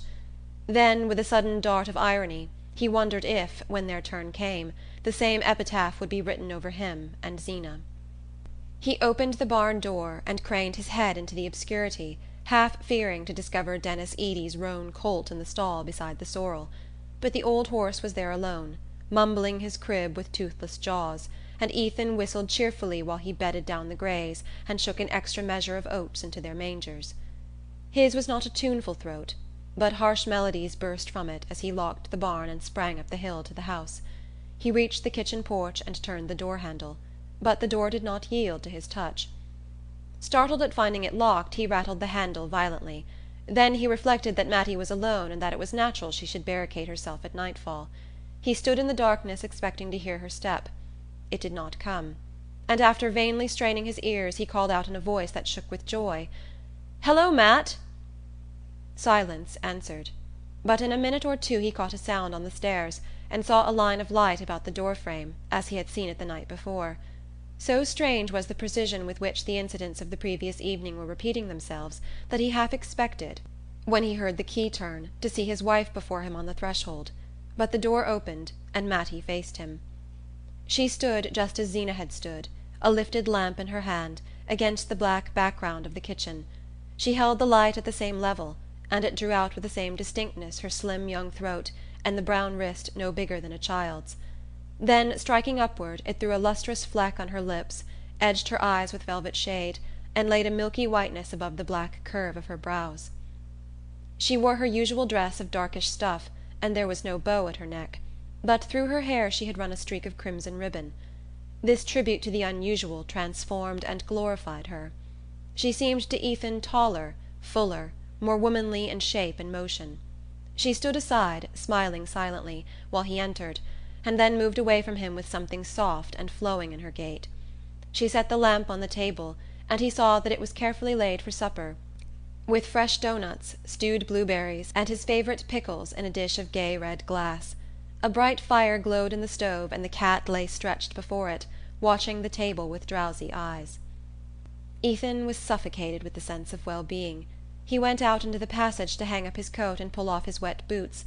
When he came back Mattie had set the teapot on the table, and the cat was rubbing itself persuasively against her ankles. "Why, Puss, I nearly tripped over you!" she cried, the laughter sparkling through her lashes. Again Ethan felt a sudden twinge of jealousy. Could it be his coming that gave her such a kindled face? "Well, Matt, any visitors?" he threw off, stooping down carelessly to examine the fastening of the stove. She nodded and laughed. "Yes, one," and he felt a blackness settling on his brows. "Who was that?" he questioned, raising himself up to slant a glance at her beneath his scowl. Her eyes danced with malice. "Why, Jotham Powell. He came in after he got back, and asked for a drop of coffee before he went down home." The blackness lifted and light flooded Ethan's brain. "That all? Well, I hope you made out to let him have it." And after a pause he felt it right to add, "I suppose he got Zeena over to the Flats all right?" "Oh, yes, in plenty of time." The name threw a chill between them, and they stood a moment looking sideways at each other before Mattie said with a shy laugh, "I guess it's about time for supper." They drew their seats up to the table, and the cat, unbidden, jumped between them into Zeena's empty chair. "Oh, puss!" said Mattie, and they laughed again. Ethan, a moment earlier, had felt himself on the brink of eloquence, but the mention of Zeena had paralyzed him. Mattie seemed to feel the contagion of his embarrassment, and sat with downcast lids, sipping her tea, while he feigned an insatiable appetite for doughnuts and sweet pickles. At last, after casting about for an effective opening, he took a long gulp of tea, cleared his throat, and said, "Looks as if there'd be more snow." She feigned great interest. "Is that so? Do you suppose it'll interfere with Zeena's getting back?" She flushed red as the question escaped her, and hastily set down the cup she was lifting. Ethan reached over for another helping of pickles. "You never can tell this time of year. It drifts so bad on the Flats." The name had benumbed him again, and once more he felt as if Zeena were in the room between them. "Oh, puss, you're too greedy!" Mattie cried. The cat, unnoticed, had crept up on muffled paws from Zeena's seat to the table, and was stealthily elongating its body in the direction of the milk jug, which stood between Ethan and Mattie. The two leaned forward at the same moment, and their hands met on the handle of the jug. Mattie's hand was underneath, and Ethan kept his clasped on it a moment longer than was necessary. The cat, profiting by this unusual demonstration, tried to effect an unnoticed retreat, and in doing so backed into the pickle dish, which fell to the floor with a crash. Mattie, in an instant, had sprung from her chair and was down on her knees by the fragments. "Oh, Ethan, Ethan, it's all to pieces! What will Zeena say?" But this time his courage was up. "Well, she'll have to say it to the cat, anyway," he rejoined with a laugh, kneeling down at Mattie's side to scrape up the swimming pickles. She lifted stricken eyes to him. "Yes, but you see she never meant it should be used, not even when there was company, and I had to get up on the step-ladder to reach it down from the top shelf of the china closet, where she keeps it with all her best things, and of course she'll want to know why I did it." The case was so serious that it called forth all of Ethan's latent resolution. "She needn't know anything about it if you keep quiet. I'll get another just like it tomorrow. Where did it come from?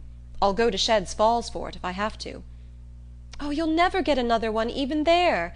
It was a wedding present. Don't you remember? It came all the way from Philadelphia, from Zeena's aunt that married the minister.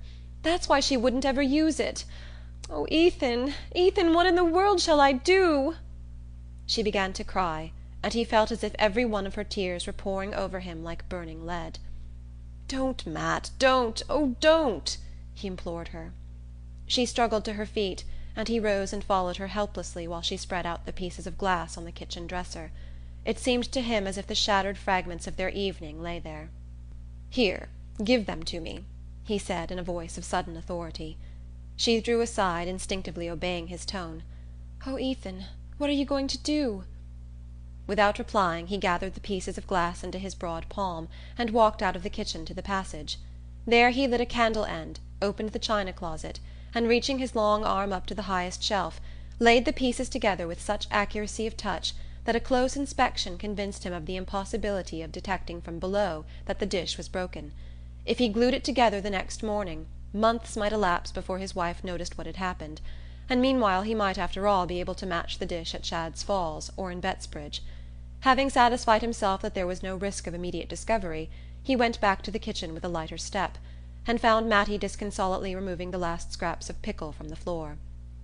"It's all right, Matt. Come back and finish supper," he commanded her. Completely reassured, she shone on him through tear-hung lashes, and his soul swelled with pride as he saw how his tone subdued her. She did not even ask what he had done. Except when he was steering a big log down the mountain to his mill, he had never known such a thrilling sense of mastery. Chapter 5. They finished supper, and while Mattie cleared the table, Ethan went to look at the cows and then took a last turn about the house. The earth lay dark under a muffled sky, and the air was so still that now and then he heard a lump of snow come thumping down from a tree far off on the edge of the woodlot. When he returned to the kitchen, Mattie had pushed up his chair to the stove and seated herself near the lamp with a bit of sewing. The scene was just as he had dreamed of it that morning. He sat down, drew his pipe from his pocket, and stretched his feet to the glow. His hard day's work in the keen air made him feel at once lazy and light of mood, and he had a confused sense of being in another world, where all was warmth and harmony, and time could bring no change. The only drawback to his complete well-being was the fact that he could not see Mattie from where he sat, but he was too indolent to move, and after a moment he said, "Come over here and sit by the stove." Zeena's empty rocking-chair stood facing him. Mattie rose obediently and seated herself in it. As her young brown head detached itself against the patchwork cushion that habitually framed his wife's gaunt countenance, Ethan had a momentary shock. It was almost as if the other face, the face of the superseded woman, had obliterated that of the intruder. After a moment Mattie seemed to be affected by the same sense of constraint. She changed her position, leaning forward to bend her head above her work, so that he saw only the foreshortened tip of her nose and the streak of red in her hair. Then she slipped to her feet, saying, "I can't see to sew," and went back to her chair by the lamp. Ethan made a pretext of getting up to replenish the stove, and when he returned to his seat he pushed it sideways that he might get a view of her profile and of the lamplight falling on her hands. The cat, who had been a puzzled observer of these unusual movements, jumped up into Zeena's chair, rolled itself into a ball, and lay watching them with narrowed eyes.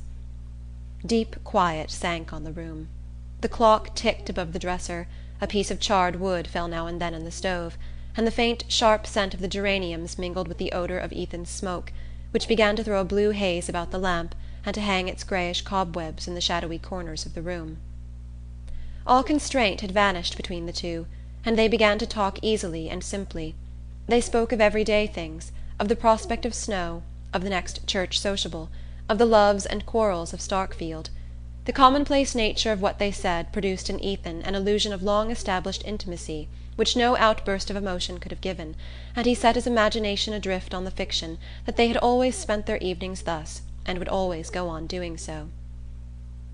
"This is the night we were to have gone coasting, Matt," he said at length, with the rich sense as he spoke that they could go on any other night they chose, since they had all the time before them.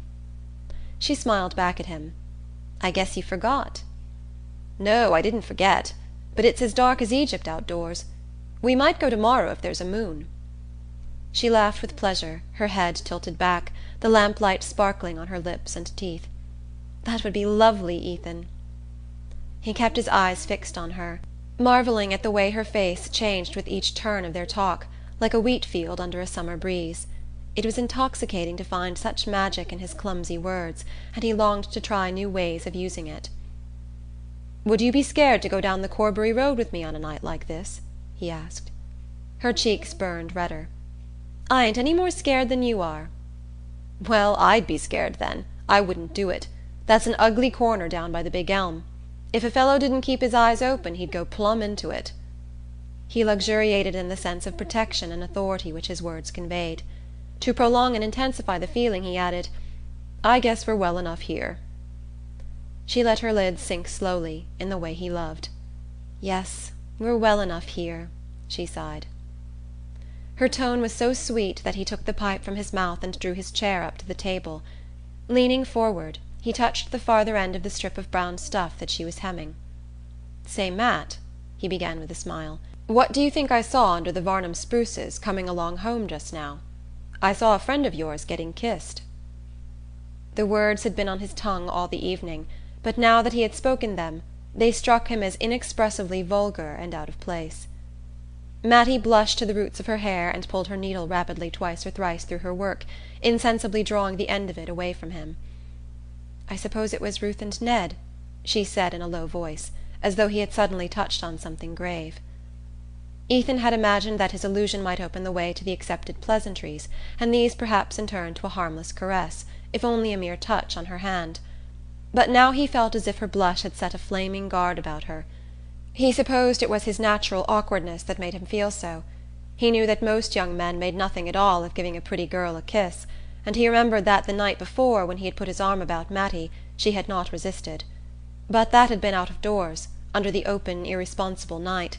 Now, in the warm lamp-lit room, with all its ancient implications of conformity and order, she seemed infinitely farther away from him, and more unapproachable. To ease his constraint he said, "I suppose they'll be setting a date before long." "Yes. I shouldn't wonder if they got married some time along in the summer." She pronounced the word married as if her voice caressed it. It seemed a rustling covert leading to enchanted glades. A pang shot through Ethan, and he said, twisting away from her in his chair, "It'll be your turn next, I wouldn't wonder." She laughed a little uncertainly. "Why do you keep on saying that?" He echoed her laugh. "I guess I do it to get used to the idea." He drew up to the table again, and she sewed on in silence, with dropped lashes, while he sat in fascinated contemplation of the way in which her hands went up and down above the strip of stuff, just as he had seen a pair of birds make short perpendicular flights over a nest they were building. At length, without turning her head or lifting her lids, she said in a low tone, "It's not because you think Zeena's got anything against me, is it?"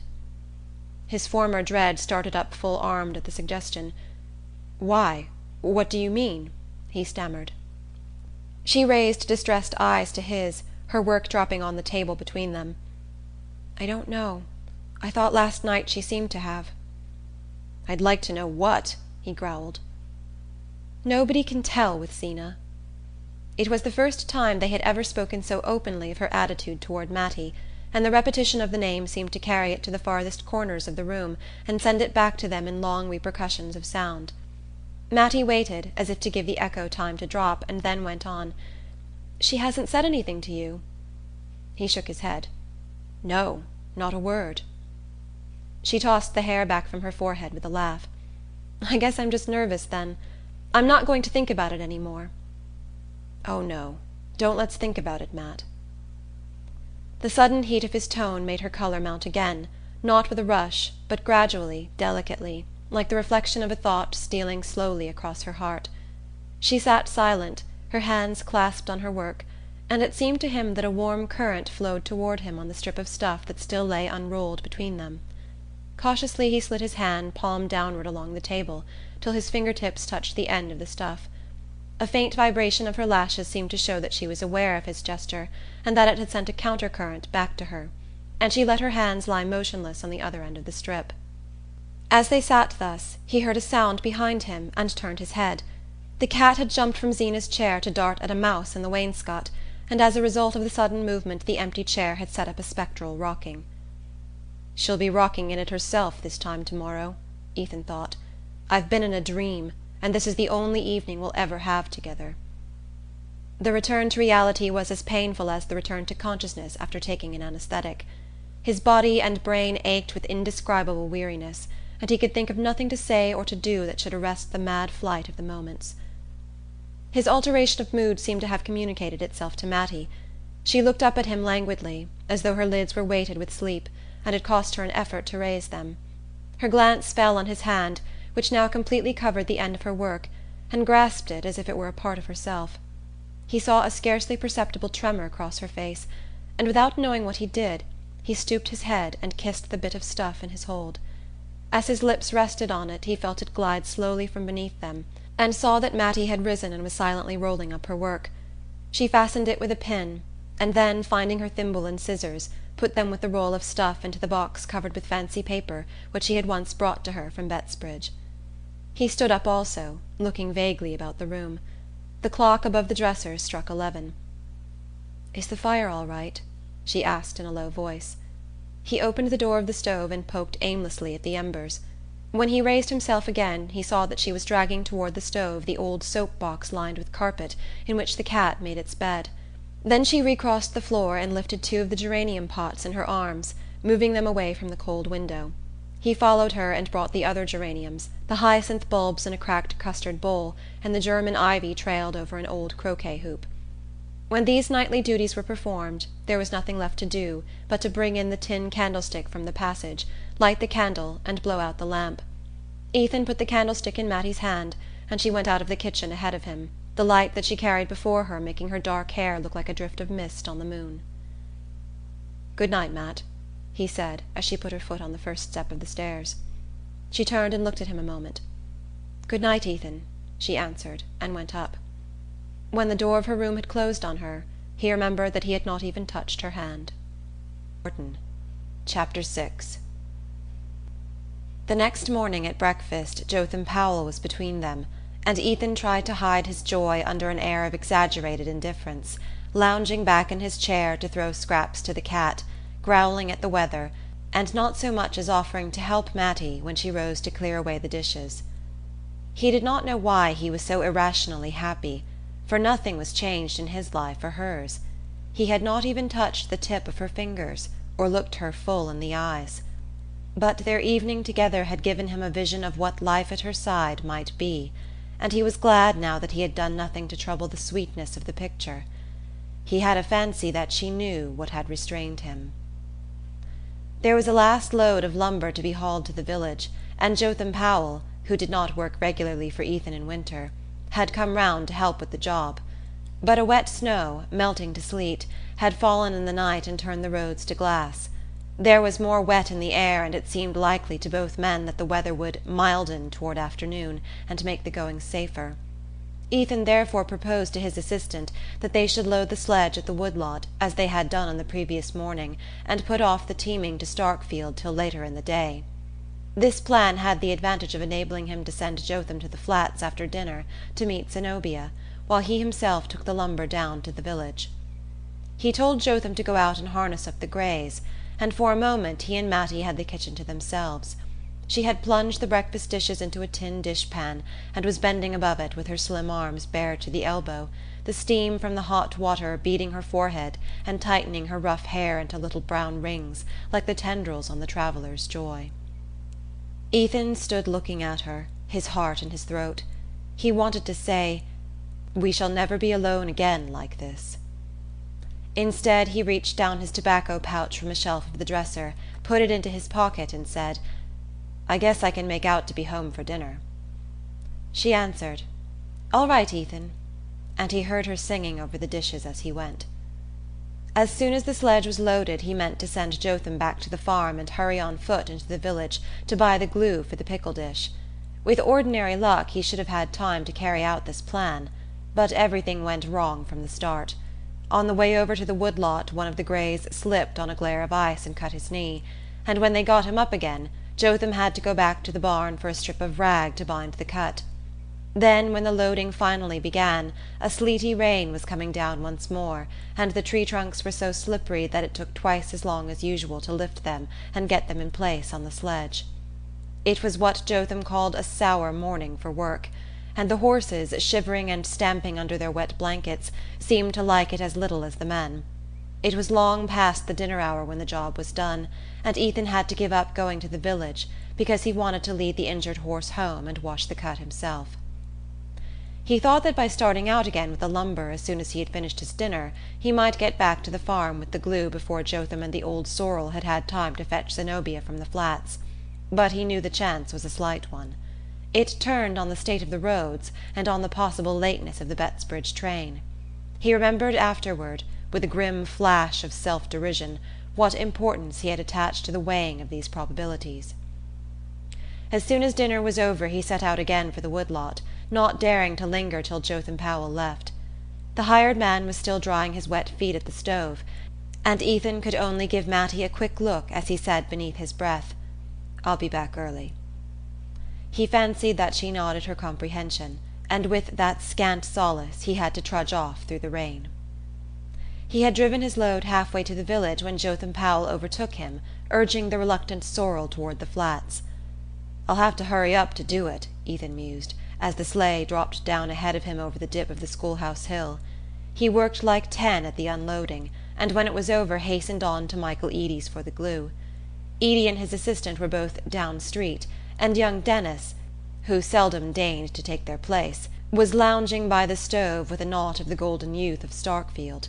They hailed Ethan with ironic compliment and offers of conviviality, but no one knew where to find the glue.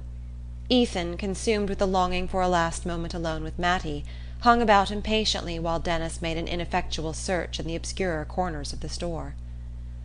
"Looks as if we were all sold out, but if you'll wait around till the old man comes along maybe he could put his hand on it." "I'm obliged to you, but I'll try if I can get it down at Mrs. Homan's," Ethan answered, burning to be gone. Denis's commercial instinct compelled him to aver an oath that what Edie's store could not produce would never be found at the widow Homan's. But Ethan, heedless of this boast, had already climbed to the sledge and was driving on to the rival establishment. Here, after considerable search and sympathetic questions as to what he wanted it for, and whether ordinary flour paste wouldn't do as well if she couldn't find it, the widow Homan finally hunted down her solitary bottle of glue to its hiding-place in a medley of cough lozenges and corset laces. "I hope Zeena ain't broken anything she sets store by," she called after him as he turned the greys toward home. The fitful bursts of sleet had changed into a steady rain, and the horses had heavy work even without a load behind them. Once or twice, hearing sleigh bells, Ethan turned his head, fancying that Zeena and Jotham might overtake him. But the old sorrel was not in sight, and he set his face against the rain and urged on his ponderous pair. The barn was empty when the horses turned into it, and after giving them the most perfunctory ministrations they had ever received from him, he strode up to the house and pushed open the kitchen door. Mattie was there alone, as he had pictured her. She was bending over a pan on the stove, but at the sound of his step she turned with a start and sprang to him. "See here, Matt, I've got some stuff to mend the dish with. Let me get at it quick," he cried, waving the bottle in one hand while he put her lightly aside, but she did not seem to hear him. "Oh, Ethan, Zeena's come," she said in a whisper, clutching his sleeve. They stood and stared at each other, pale as culprits. "But the sorrel's not in the barn," Ethan stammered. "Jotham Powell brought some goods over from the Flats for his wife, and he drove right on home with them," she explained. He gazed blankly about the kitchen, which looked cold and squalid in the rainy winter twilight. "How is she?" he asked, dropping his voice to Mattie's whisper. She looked away from him uncertainly. "I don't know. She went right up to her room." "She didn't say anything?" "No." Ethan let out his doubts in a low whistle and thrust the bottle back into his pocket. "Don't fret. I'll come down and mend it in the night," he said. He pulled on his wet coat again and went back to the barn to feed the greys. While he was there, Jotham Powell drove up with the sleigh, and when the horses had been attended to, Ethan said to him, "You might as well come back up for a bite." He was not sorry to assure himself of Jotham's neutralizing presence at the supper table, for Zeena was always nervous after a journey. But the hired man, though seldom loath to accept a meal not included in his wages, opened his stiff jaws to answer slowly, "I'm obliged to you, but I guess I'll go along back." Ethan looked at him in surprise. "Better come up and dry off. Looks as if there'd be something hot for supper." Jotham's facial muscles were unmoved by this appeal, and, his vocabulary being limited, he merely repeated, "I guess I'll go along back." To Ethan there was something vaguely ominous in this stolid rejection of free food and warmth, and he wondered what had happened on the drive to nerve Jotham to such stoicism. Perhaps Zeena had failed to see the new doctor, or had not liked his counsels. Ethan knew that in such cases the first person she met was likely to be held responsible for her grievance. When he re-entered the kitchen the lamp lit up the same scene of shining comfort as on the previous evening. The table had been as carefully laid, a clear fire glowed in the stove, the cat dozed in its warmth, and Mattie came forward carrying a plate of doughnuts. She and Ethan looked at each other in silence. Then she said, as she had said the night before, "I guess it's about time for supper." Chapter 8. When Ethan was called back to the farm by his father's illness, his mother gave him, for his own use, a small room behind the untenanted best parlour. Here he had nailed up shelves for his books, built himself a box sofa out of boards and a mattress, laid out his papers on a kitchen table, hung on the rough plaster wall an engraving of Abraham Lincoln, and a calendar with "Thoughts from the Poets," and tried with these meagre properties to produce some likeness to the study of a minister who had been kind to him and lent him books when he was at Worcester. He still took refuge there in summer, but when Mattie came to live at the farm he had to give her his stove, and consequently the room was uninhabitable for several months of the year. To this retreat he descended as soon as the house was quiet, and Zeena's steady breathing from the bed had assured him that there was to be no sequel to the scene in the kitchen. After Zeena's departure he and Mattie had stood speechless, neither seeking to approach the other. Then the girl had returned to her task of clearing up the kitchen for the night, and he had taken his lantern and gone on his usual round outside the house. The kitchen was empty when he came back to it, but his tobacco pouch and pipe had been laid on the table, and under them was a scrap of paper torn from the back of a seedsman catalogue, on which 3 words were written: "Don't trouble, Ethan." Going into his cold, dark study, he placed the lantern on the table, and, stooping to its light, read the message again and again. It was the first time that Mattie had ever written to him, and the possession of the paper gave him a strange new sense of her nearness, yet it deepened his anguish by reminding him that henceforth they would have no other way of communicating with each other. For the life of her smile, the warmth of her voice, only cold paper and dead words. Confused motions of rebellion stormed in him. He was too young, too strong, too full of the sap of living, to submit so easily to the destruction of his hopes. Must he wear out all his years at the side of a bitter, querulous woman? Other possibilities had been in him, possibilities sacrificed, one by one, to Zeena's narrow-mindedness and ignorance. And what good had come of it? She was 100 times bitterer and more discontented than when he had married her. The one pleasure left her was to inflict pain on him. All the healthy instincts of self-defense rose up in him against such waste.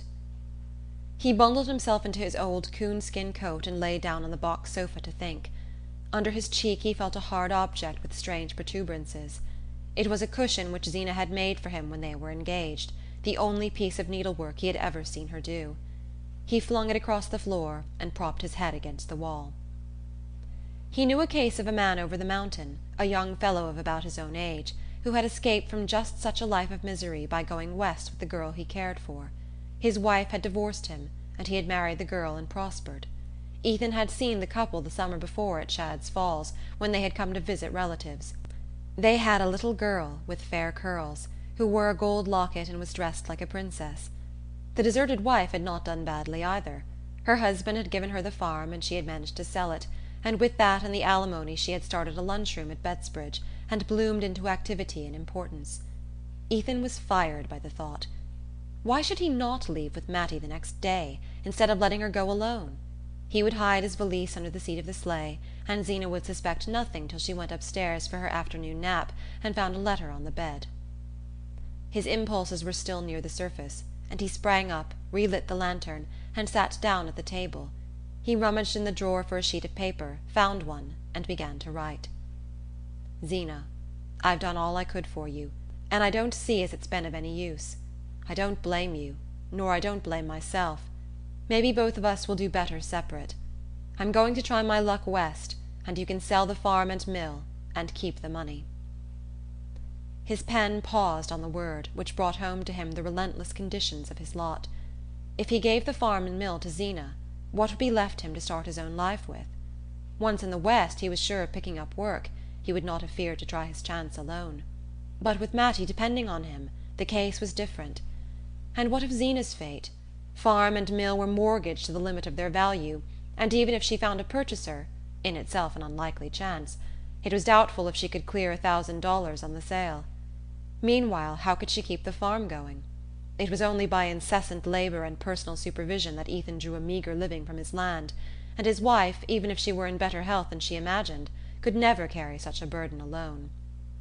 Well, she could go back to her people, then, and see what they would do for her. It was the fate she was forcing on Mattie. Why not let her try it herself? By the time she had discovered his whereabouts and brought suit for divorce, he would probably, wherever he was, be earning enough to pay her a sufficient alimony. And the alternative was to let Mattie go forth alone, with far less hope of ultimate provision. He had scattered the contents of the table drawer in his search for a sheet of paper, and as he took up his pen his eyes fell on an old copy of the Bettsbridge Eagle. The advertising sheet was folded uppermost, and he read the seductive words, "Trips to the West, reduced rates." He drew the lantern nearer and eagerly scanned the fares. Then the paper fell from his hand, and he pushed aside his unfinished letter. A moment ago he had wondered what he and Mattie were to live on when they reached the West, Now he saw that he had not even the money to take her there. Borrowing was out of the question. 6 months before he had given his only security to raise funds for necessary repairs to the mill, and he knew that without security no one at Starkfield would lend him $10. The inexorable facts closed in on him like prison warders handcuffing a convict. There was no way out, none. He was a prisoner for life, and now his one ray of light was to be extinguished. He crept back heavily to the sofa, stretching himself out with limbs so leaden that he felt as if they would never move again. Tears rose in his throat and slowly burned their way to his lids. As he lay there, the window pane that faced him, growing gradually lighter, inlaid upon the darkness a square of moon-suffused sky. A crooked tree branch crossed it, a branch of the apple tree under which, on summer evenings, he had sometimes found Mattie sitting when he came up from the mill. Slowly the rim of the rainy vapours caught fire and burned away, and a pure moon swung into the blue. Ethan, rising on his elbow, watched the landscape whiten and shape itself under the sculpture of the moon. This was the night on which he was to have taken Mattie coasting, and there hung the lamp to light them. He looked out at the slopes bathed in lustre, the silver-edged darkness of the woods, the spectral purple of the hills against the sky, and it seemed as though all the beauty of the night had been poured out to mock his wretchedness. He fell asleep, and when he woke the chill of the winter dawn was in the room. He felt cold and stiff and hungry, and ashamed of being hungry. He rubbed his eyes and went to the window. A red sun stood over the grey rim of the fields, behind trees that looked black and brittle. He said to himself, "This is Matt's last day," and tried to think what the place would be without her. As he stood there he heard a step behind him, and she entered. "Oh, Ethan, were you here all night?" She looked so small and pinched, in her poor dress, with the red scarf wound about her, and the cold light turning her paleness sallow, that Ethan stood before her without speaking. "You must be frozen," she went on, fixing lustreless eyes on him. He drew a step nearer. "How did you know I was here?" "Because I heard you go downstairs again after I went to bed, and I listened all night, and you didn't come up." All his tenderness rushed to his lips. He looked at her and said, "I'll come right along and make up the kitchen fire." They went back to the kitchen, and he fetched the coal and kindlings and cleared out the stove for her, while she brought in the milk and the cold remains of the meat pie. When warmth began to radiate from the stove, and the first ray of sunlight lay on the kitchen floor, Ethan's dark thoughts melted in the mellower air. The sight of Mattie going about her work as he had seen her on so many mornings made it seem impossible that she should ever cease to be a part of the scene. He said to himself that he had doubtless exaggerated the significance of Zeena's threats, and that she, too, with the return of daylight, would come to a saner mood. He went up to Mattie as she bent above the stove, and laid his hand on her arm. "I don't want you should trouble either," he said, looking down into her eyes with a smile. She flushed up warmly and whispered back, "No, Ethan, I ain't gonna trouble." "I guess things'll straighten out," he added. There was no answer but a quick throb of her lids, and he went on, "She ain't said anything this morning?" "No, I haven't seen her yet."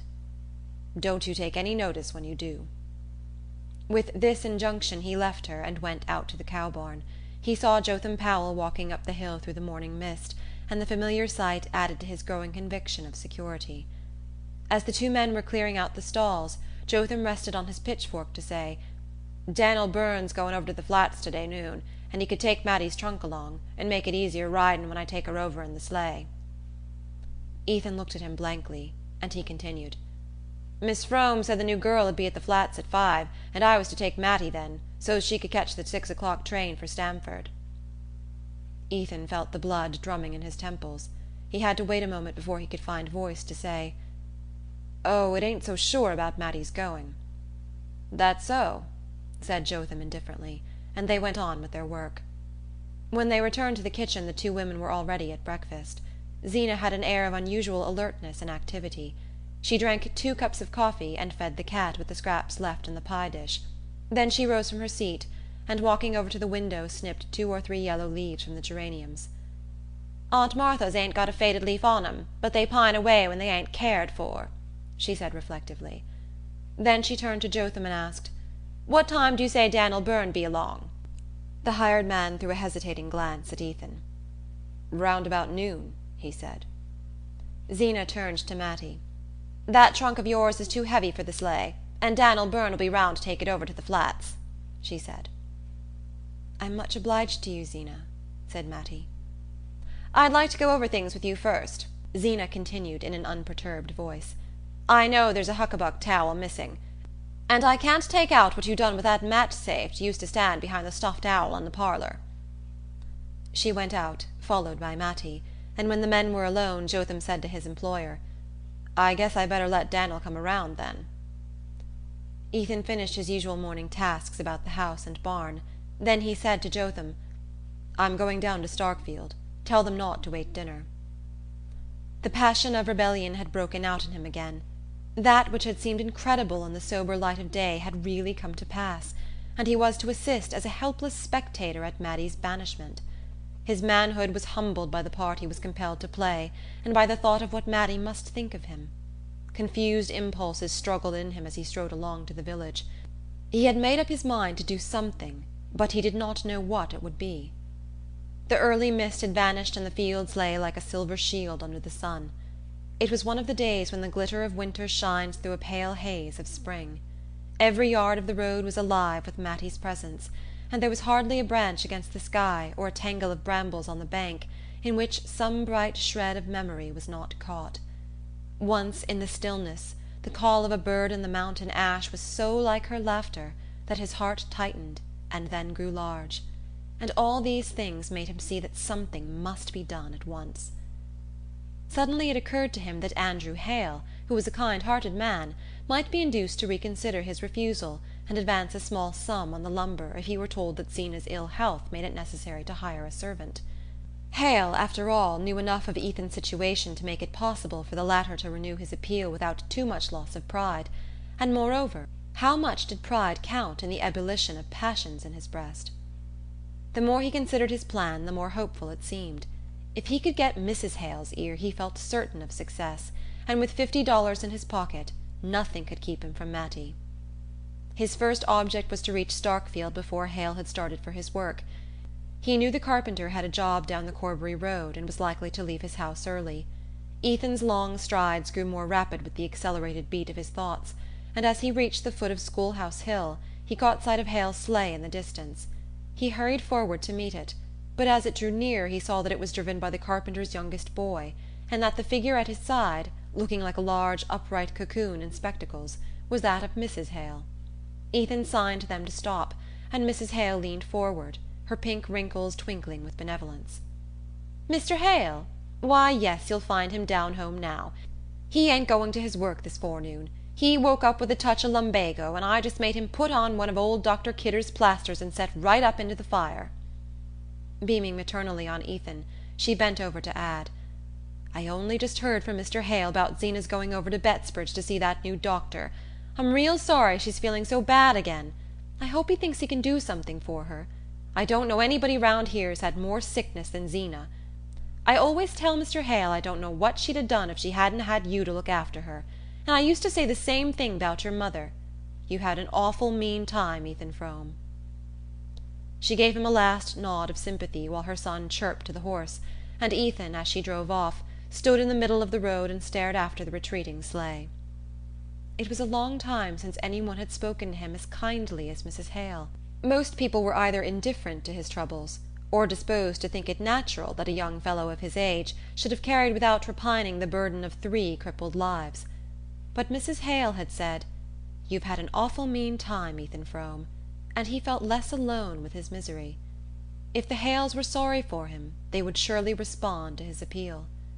He started down the road toward their house, but at the end of a few yards he pulled up sharply, the blood in his face. For the first time, in the light of the words he had just heard, he saw what he was about to do. He was planning to take advantage of the Hales' sympathy, to obtain money from them on false pretenses. That was a plain statement of the cloudy purpose which had driven him in headlong to Starkfield. With the sudden perception of the point to which his madness had carried him, the madness fell, and he saw his life before him as it was. He was a poor man, the husband of a sickly woman, whom his desertion would leave alone and destitute, and even if he had had the heart to desert her, he could have done so only by deceiving two kindly people who had pitied him. He turned and walked slowly back to the farm. Chapter 9. At the kitchen door Daniel Byrne sat in his sleigh behind a big-boned grey who pawed the snow and swung his long head restlessly from side to side. Ethan went into the kitchen and found his wife by the stove. Her head was wrapped in her shawl, and she was reading a book called Kidney Troubles and Their Cure, on which he had had to pay extra postage only a few days before. Zeena did not move or look up when he entered, and after a moment he asked, "Where's Mattie?" Without lifting her eyes from the page, she replied, "I presume she's getting down her trunk." The blood rushed to his face. Getting down her trunk? Alone? "Jotham Powell's down on the woodlot, and Dan'l Byrne says he darsn't leave that horse," she returned. Her husband, without stopping to hear the end of the phrase, had left the kitchen and sprung up the stairs. The door of Mattie's room was shut, and he wavered a moment on the landing. "Matt," he said in a low voice, but there was no answer, and he put his hand on the doorknob. He had never been in her room except once, in the early summer, when he had gone there to plaster up a leak in the eaves, but he remembered exactly how everything had looked: the red and white quilt on her narrow bed, the pretty pincushion on the chest of drawers, and over it the enlarged photograph of her mother, in an oxidized frame, with a bunch of dried grasses at the back.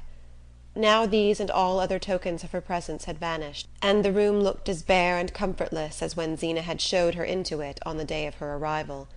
In the middle of the floor stood her trunk, and on the trunk she sat in her Sunday dress, her back turned to the door and her face in her hands. She had not heard Ethan's call because she was sobbing, and she did not hear his step till he stood close behind her and laid his hands on her shoulders. "Matt, oh, don't! Oh, Matt!" She started up, lifting her wet face to his. "Ethan, I thought I wasn't ever going to see you again." He took her in his arms, pressing her close, and with a trembling hand smoothed away the hair from her forehead. "Not see me again? What do you mean?" She sobbed out, "Jotham said you told him we wasn't to wait dinner for you, and I thought—" "You thought I meant to cut it," he finished for her grimly. She clung to him without answering, and he laid his lips on her hair, which was soft yet springy, like certain mosses on warm slopes, and had the faint woody fragrance of fresh sawdust in the sun. Through the door they heard Zeena's voice calling out from below, "Dan'l Byrne says you better hurry up if you want him to take that trunk." They drew apart with stricken faces. Words of resistance rushed to Ethan's lips and died there. Mattie found her handkerchief and dried her eyes. Then, bending down, she took hold of a handle of the trunk. Ethan put her aside. "You let go, Matt," he ordered her. She answered, "It takes two to coax it round the corner," and submitting to this argument he grasped the other handle, and together they manoeuvred the heavy trunk out to the landing. "Now let go," he repeated. Then he shouldered the trunk and carried it down the stairs and across the passage to the kitchen. Zeena, who had gone back to her seat by the stove, did not lift her head from her book as he passed. Mattie followed him out of the door and helped him to lift the trunk into the back of the sleigh. When it was in place they stood side by side on the doorstep, watching Daniel Byrne plunge off behind his fidgety horse. It seemed to Ethan that his heart was bound with cords which an unseen hand was tightening with every tick of the clock. Twice he opened his lips to speak to Mattie, and found no breath. At length, as she turned to re-enter the house, he laid a detaining hand on her. "I'm going to drive you over, Matt," he whispered. She murmured back, "I think Zeena wants I should go with Jotham." "I'm going to drive you over," he repeated, and she went into the kitchen without answering. At dinner Ethan could not eat. If he lifted his eyes they rested on Zeena's pinched face, and the corners of her straight lips seemed to quiver away into a smile. She ate well, declaring that the mild weather made her feel better, and pressed a second helping of beans on Jotham Powell, whose wants she generally ignored. Mattie, when the meal was over, went about her usual task of clearing the table and washing up the dishes. Zeena, after feeding the cat, had returned to her rocking-chair by the stove, and Jotham Powell, who always lingered last, reluctantly pushed back his chair and moved toward the door. On the threshold he turned back to say to Ethan, "What time'll I come round for Mattie?" Ethan was standing near the window, mechanically filling his pipe while he watched Mattie move to and fro. He answered, "You needn't come round. I'm going to drive her over myself." He saw the rise of the colour in Mattie's averted cheek, and the quick lifting of Zeena's head. "I want you should stay here this afternoon, Ethan," his wife said. "Jotham can drive Mattie over." Mattie flung an imploring glance at him, but he repeated curtly, "I'm going to drive her over myself." Zeena continued in the same even tone, "I wanted you should stay and fix up that stove in Mattie's room afore the girl gets here. It ain't been drawing right for nigh on a month now." Ethan's voice rose indignantly. "If it was good enough for Mattie, I guess it's good enough for a hired girl." "That girl that's coming told me she was used to a house where they had a furnace," Zeena persisted with the same monotonous mildness. "She'd better ha' stayed there, then," he flung back at her, and turning to Mattie he added in a hard voice, "You be ready by 3, Matt. I've got business at Corbury." Jotham Powell had started for the barn, and Ethan strode down after him aflame with anger. The pulses in his temples throbbed and a fog was in his eyes. He went about his task without knowing what force directed him, or whose hands and feet were fulfilling his orders. It was not till he led out the sorrel and backed him between the shafts of the sleigh that he once more became conscious of what he was doing. As he passed the bridle over the horse's head and wound the trances around the shafts, he remembered the day when he had made the same preparations in order to drive over and meet his wife's cousin at the Flats. It was little more than a year ago, on just such a soft afternoon, with a feel of spring in the air. The sorrel, turning the same big ringed eye on him, nuzzled the palm of his hand in the same way, and one by one all the days between rose up and stood before him. He flung the bearskin into the sleigh, climbed to the seat, and drove up to the house. When he entered the kitchen it was empty, but Mattie's bag and shawl lay ready by the door. He went to the foot of the stairs and listened.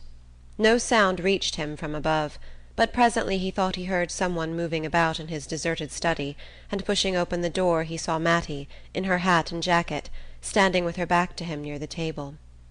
She started at his approach and turning quickly said, "Is it time?" "What are you doing here, Matt?" he asked her. She looked at him timidly. "I was just taking a look round, that's all," she answered, with a wavering smile. They went back into the kitchen without speaking, and Ethan picked up her bag and shawl. "Where's Zeena?" he asked. "She went right upstairs after dinner. She said she had those shooting pains again, and didn't want to be disturbed." "Didn't she say good-bye to you?" "No, that was all she said." Ethan, looking slowly about the kitchen, said to himself with a shudder that in a few hours he would be returning to it alone. Then the sense of unreality overcame him once more, and he could not bring himself to believe that Mattie stood there for the last time before him. "Come on," he said almost gaily, opening the door and putting her bag into the sleigh. He sprang to his seat and bent over to tuck the rug about her as she slipped into the place at his side. "Now then, go along," he said, with a shake of the reins that sent the sorrel placidly jogging down the hill. "We got lots of time for a good ride, Matt," he cried, seeking her hand beneath the fur and pressing it in his. His face tingled and he felt dizzy, as if he had stopped in at the Starkfield saloon on a 0 day for a drink. At the gate, instead of making for Starkfield, he turned the sorrel to the right, up the Bettsbridge road. Mattie sat silent, giving no sign of surprise, but after a moment she said, "Are you going round by Shadow Pond?" He laughed and answered, "I knew you'd know." She drew closer under the bearskin, so that, looking sideways around his coat-sleeve, he could just catch the tip of her nose and a blown brown wave of hair. They drove slowly up the road between fields glistening under the pale sun, and then bent to the right down a lane edged with spruce and larch. Ahead of them, a long way off, a range of hills stained by mottlings of black forest flowed away in round white curves against the sky. The lane passed into a pine wood with boles reddening in the afternoon sun, and delicate blue shadows on the snow. As they entered it, the breeze fell, and a warm stillness seemed to drop from the branches with the dropping needles.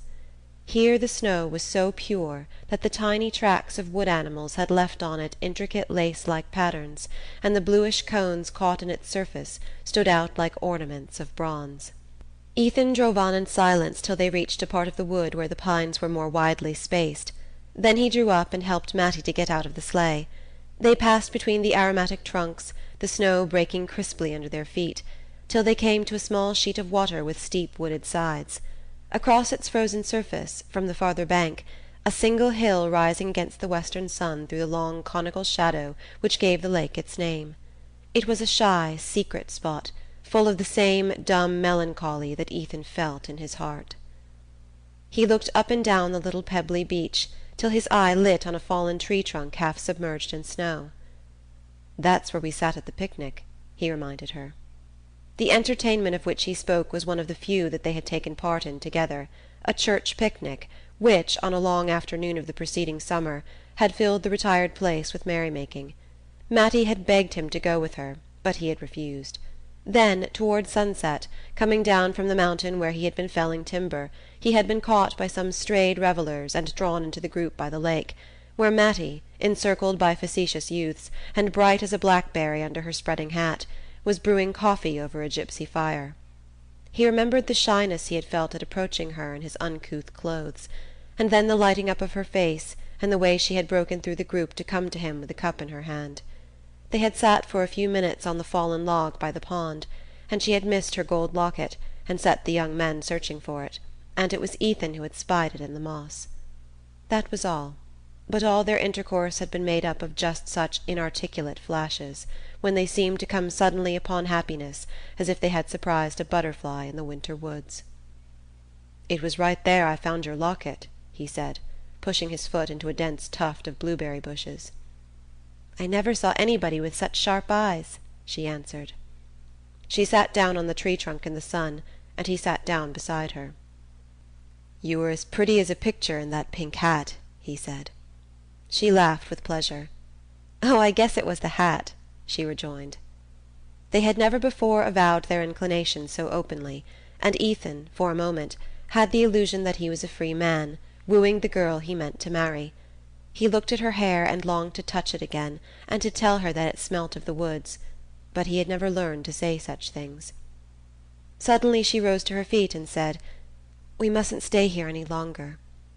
He continued to gaze at her vaguely, only half roused from his dream. "There's plenty of time," he answered. They stood looking at each other as if the eyes of each were straining to absorb and hold fast the other's image. There were things he had to say to her before they parted, but he could not say them in that place of summer memories, and he turned and followed her in silence to the sleigh. As they drove away the sun sank behind the hill, and the pine boles turned from red to grey. By a devious track between the fields they wound back to the Starkfield road. Under the open sky the light was still clear, with a reflection of cold red on the eastern hills.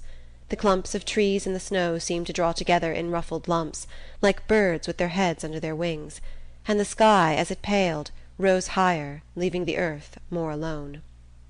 As they turned into the Starkfield road, Ethan said, "Matt, what do you mean to do?" She did not answer at once, but at length she said, "I'll try to get a place in a store."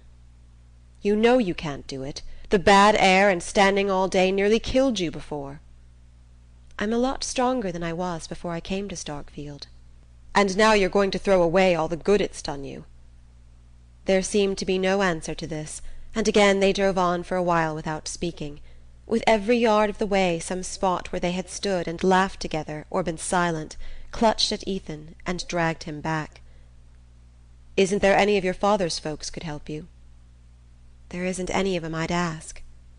He lowered his voice to say, "You know there's nothing I wouldn't do for you if I could." "I know there isn't." "But I can't." She was silent, but he felt a slight tremor in the shoulder against his. "Oh, Matt," he broke out, "if I could 'a' gone with you now I'd 'a' done it." She turned to him, pulling a scrap of paper from her breast. "Ethan, I found this," she stammered. Even in the failing light he saw it was the letter to his wife that he had begun the night before and forgotten to destroy. Through his astonishment there ran a fierce thrill of joy. "Matt," he cried, "if I could have done it, would you?" "Oh, Ethan, Ethan, what's the use?" With a sudden movement she tore the letter in shreds and sent them fluttering off into the snow. "Tell me, Matt, tell me," he adjured her. She was silent for a moment. Then she said, in such a low tone that he had to stoop his head to hear her, "I used to think of it sometimes, summer nights, when the moon was so bright I couldn't sleep." His heart reeled with the sweetness of it. "As long ago as that?" She answered as if the date had been long fixed for her. "The first time was at Shadow Pond." "Was that why you gave me my coffee before the others?" "I don't know. Did I? I was dreadfully put out when you wouldn't go to the picnic with me, and then, when I saw you coming down the road, I thought maybe you'd gone home that way a purpose, and that made me glad." They were silent again. They had reached the point where the road dipped to the hollow by Ethan's mill, and as they descended the darkness descended with them, dropping down like a black veil from the heavy hemlock boughs. "I'm tied hand and foot, Matt. There isn't a thing I can do," he began again. "You must write to me sometimes, Ethan." "Oh, what good'll writing do? I want to put out my hand and touch you. I want to do for you and care for you. I want to be there when you're sick and when you're lonesome." "You mustn't think but what I'll do all right." "You won't need me, you mean? I suppose you'll marry." "Oh, Ethan," she cried. "I don't know how it is you make me feel, Matt. I'd almost rather have you dead than that." "Oh, I wish I was! I wish I was!" she sobbed. The sound of her weeping shook him out of his dark anger, and he felt ashamed. "Don't let's talk that way," he whispered. "Why shouldn't we, when it's true? I've been wishing it every minute of the day." "Matt, you be quiet. Don't you say it." "There's never anybody been good to me but you." "Don't say that either, when I can't lift a hand for you." "Yes, but it's true just the same." They had reached the top of Schoolhouse Hill, and Starkfield lay below them in the twilight. A cutter, mounting the road from the village, passed them by in a joyous flutter of bells, and they straightened themselves and looked ahead with rigid faces. Along the main street lights had begun to shine from the house fronts, and stray figures were turning in here and there at the gates. Ethan, with a touch of his whip, roused the sorrel to a languid trot. As they drew near the end of the village, the cries of children reached them, and they saw a knot of boys, with sleds behind them, scattering across the open space before the church. "I guess this'll be their last coast for a day or two," Ethan said, looking up at the mild sky. Mattie was silent, and he added, "We were to have gone down last night." Still she did not speak, and, prompted by an obscure desire to help himself and her through their miserable last hour, he went on discursively, "Ain't it funny we haven't been down together but just that once last winter?" She answered, "It wasn't often I got down to the village." "That's so," he said. They had reached the crest of the Corbury road, and between the indistinct white glimmer of the church and the black curtain of the Varnum spruces the slope stretched away below them without a sled on its length. Some erratic impulse prompted Ethan to say, "How'd you like me to take you down now?" She forced a laugh. "Why, there isn't time." "There's all the time we want. Come along." His one desire now was to postpone the moment of turning the sorrel toward the flats. "But the girl," she faltered, "the girl'll be waiting at the station." "Well, let her wait. You'd have to if she didn't. Come." The note of authority in his voice seemed to subdue her, and when he had jumped from the sleigh she let him help her out, saying only with a vague feint of reluctance, "But there isn't a sled round anywheres."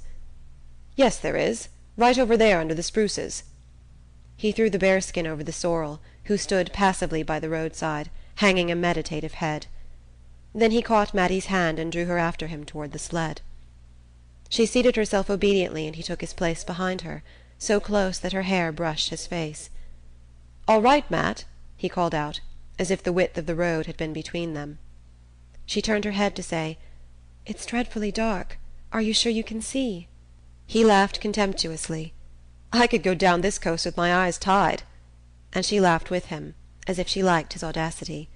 Nevertheless he sat still a moment, straining his eyes down the long hill, for it was the most confusing hour of the evening, the hour when the last clearness from the upper sky is merged with the rising night in a blur that disguises landmarks and falsifies distances. "Now!" he cried. The sled started with a bound, and they flew on through the dusk, gathering smoothness and speed as they went, with the hollow night opening out below them and the air singing by like an organ. Mattie sat perfectly still, but as they reached the bend at the foot of the hill, where the big elm thrust out a deadly elbow, he fancied that she shrank a little closer. "Don't be scared, Matt!" he cried exultantly, as they spun safely past it and flew down the second slope, and when they reached the level ground beyond and the speed of the sled began to slacken, he heard her give a little laugh of glee.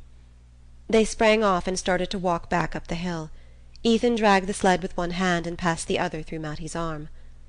"Were you scared I'd run you into the elm?" he asked with a boyish laugh. "I told you I was never scared with you," she answered. The strange exaltation of his mood had brought on one of his rare fits of boastfulness. "It is a tricky place, though. The least swerve and we'd never have come up again. But I can measure distances to a hair's breadth. Always could." She murmured, "I always say you've got the surest eye." Deep silence had fallen with the starless dusk, and they leaned on each other without speaking. But at every step of their climb, Ethan said to himself, "It's the last time we'll ever walk together." They mounted slowly to the top of the hill. When they were abreast of the church, he stooped his head to her to ask, "Are you tired?" And she answered, breathing quickly, "It was splendid." With a pressure of his arm he guided her toward the Norway spruces. "I guess this sled must be Ned Hale's. Anyhow, I'll leave it where I found it." He drew the sled up to the Varnum gate and rested it against the fence. As he raised himself he suddenly felt Mattie close to him among the shadows. "Is this where Ned and Ruth kissed each other?" she whispered breathlessly, and flung her arms about him. Her lips, groping for his, swept over his face, and he held her fast in a rapture of surprise. "Good-bye, good-bye," she stammered, and kissed him again. "Oh, Matt, I can't let you go!" broke from him in the same old cry. She freed herself from his hold, and he heard her sobbing.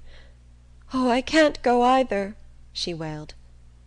"Matt, what'll we do? What'll we do?"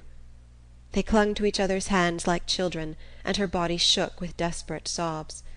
Through the stillness they heard the church clock striking 5. "Oh, Ethan, it's time!" she cried. He drew her back to him. "Time for what? You don't suppose I'm going to leave you now?" "If I missed my train, where'd I go?" "Where are you going if you catch it?" She stood silent, her hands lying cold and relaxed in his. "What's the good of either of us going anywheres without the other one now?" he said. She remained motionless, as if she had not heard him. Then she snatched her hands from his, threw her arms about his neck, and pressed a sudden drenched cheek against his face. "Ethan, Ethan, I want you to take me down again."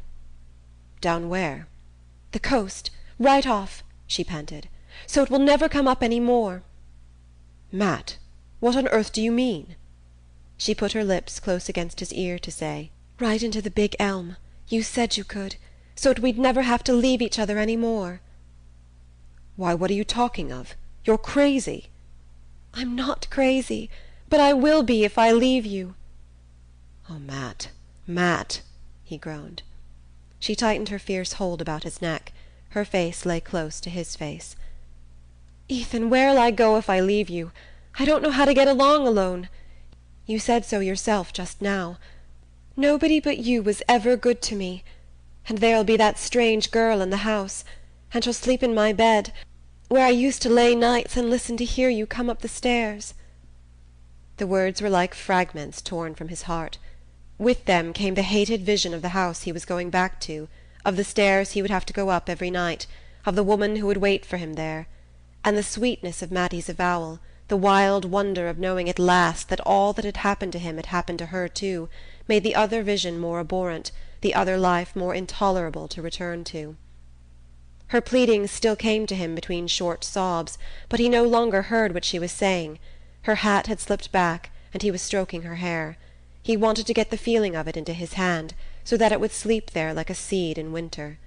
Once he found her mouth again, and they seemed to be by the pond together in the burning August sun. But his cheek touched hers, and it was cold and full of weeping, and he saw the road to the flats under the night, and heard the whistle of the train up the line. The spruces swathed them in blackness and silence. They might have been in their coffins underground. He said to himself, "Perhaps it'll feel like this. And then again, after this, I shan't feel anything." Suddenly he heard the old sorrel whinny across the road, and thought, "He's wondering why he doesn't get his supper." "Come," Mattie whispered, tugging at his hand. Her sombre violence constrained him. She seemed the embodied instrument of fate. He pulled the sled out, blinking like a night bird as he passed from the shade of the spruces into the transparent dusk of the open. The slope below them was deserted. All Starkfield was at supper, and not a figure crossed the open space before the church. The sky, swollen with the clouds that announce a thaw, hung as low as before a summer storm. He strained his eyes through the dimness, and they seemed less keen, less capable than usual. He took his seat on the sled, and Mattie instantly placed herself in front of him. Her hat had fallen into the snow, and his lips were in her hair. He stretched out his legs, drove his heels into the road to keep the sled from slipping forward, and bent her head back between his hands. Then suddenly he sprang up again. "Get up," he ordered her. It was the tone she always heeded, but she cowered down in her seat, repeating vehemently, "No, no, no!" "Get up!" "Why?" "I want to sit in front." "No, no! How can you steer in front?" "I don't have to. We'll follow the track." They spoke in smothered whispers, as though the night were listening. "Get up! Get up!" he urged her, but she kept on repeating, "Why do you want to sit in front?" Because I want to feel you holding me," he stammered, and dragged her to her feet. The answer seemed to satisfy her, or else she yielded to the power of his voice. He bent down, feeling in the obscurity for the glassy slide worn by preceding coasters, and placed the runners carefully between its edges. She waited while he seated himself with crossed legs in the front of the sled. Then she crouched quickly down at his back, and clasped her arms about him. Her breath in his neck set him shuddering again, and he almost sprang from his seat. But in a flash he remembered the alternative. She was right. This was better than parting. He leaned back and drew her mouth to his. Just as they started he heard the sorrel's whinny again, and the familiar wistful call, and all the confused images it brought with it, went with him down the first reach of the road. Halfway down there was a sudden drop, then a rise, and after that another long delirious descent. As they took wing for this it seemed to him that they were flying indeed, flying far up into the cloudy night, with Starkfield immeasurably below them, falling away like a speck in space. Then the big elm shot up ahead, lying in wait for them at the bend of the road, and he said between his teeth, "We can fetch it. I know we can fetch it." As they flew toward the tree Mattie pressed her arms tighter, and her blood seemed to be in his veins. Once or twice the sled swerved a little under them.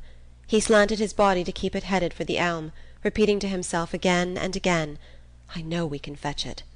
And little phrases she had spoken ran through his head and danced before him on the air. The big tree loomed bigger and closer, and as they bore down on it he thought, "It's waiting for us. It seems to know."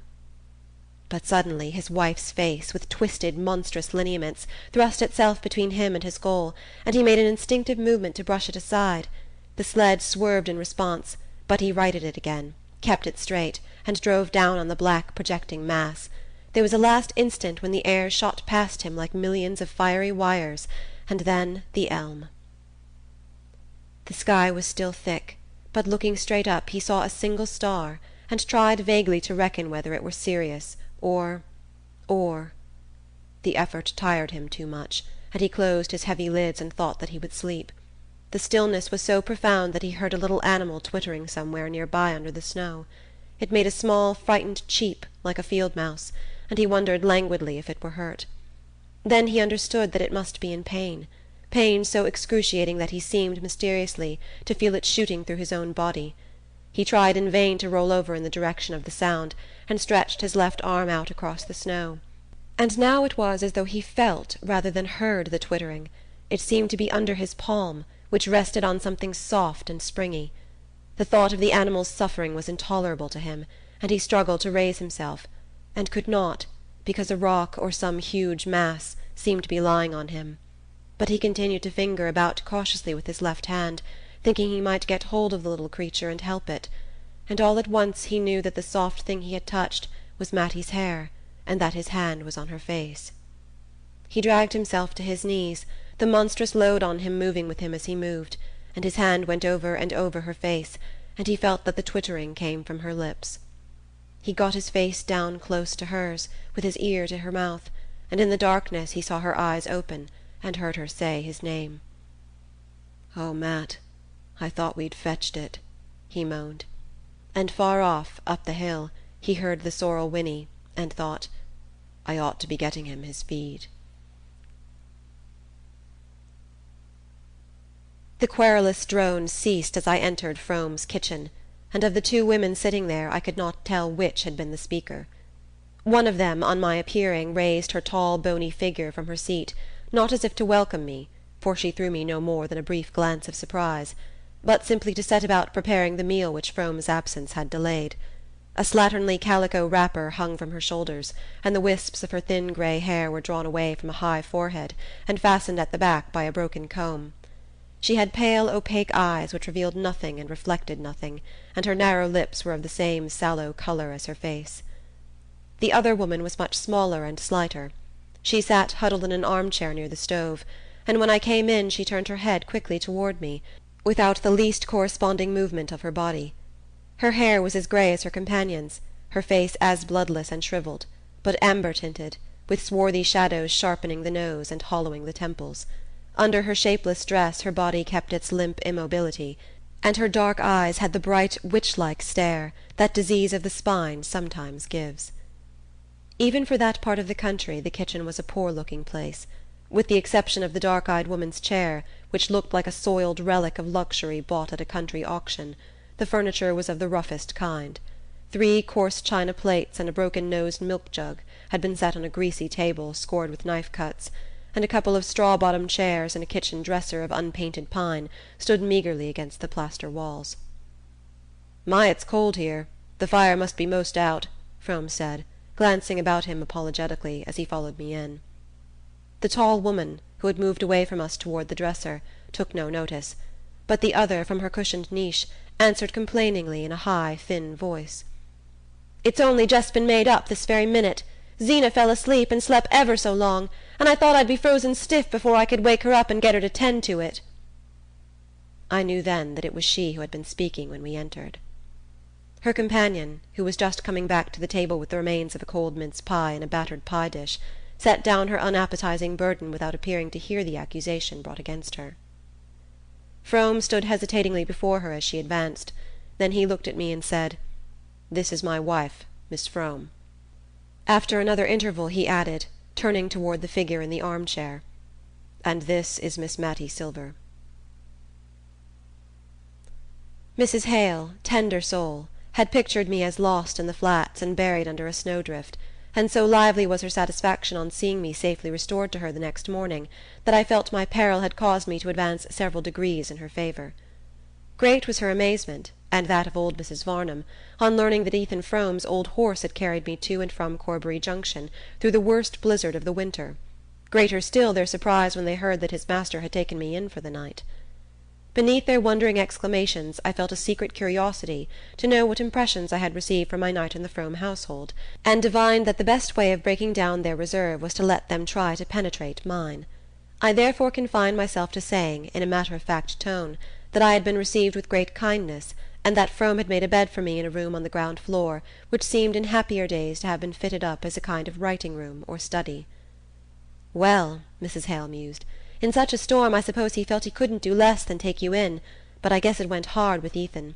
I don't believe but what you're the only stranger has set foot in that house for over 20 years. He's that proud he don't even like his old friends to go there, and I don't know as any do, any more, except myself and the doctor." "You still go there, Mrs. Hale?" I ventured.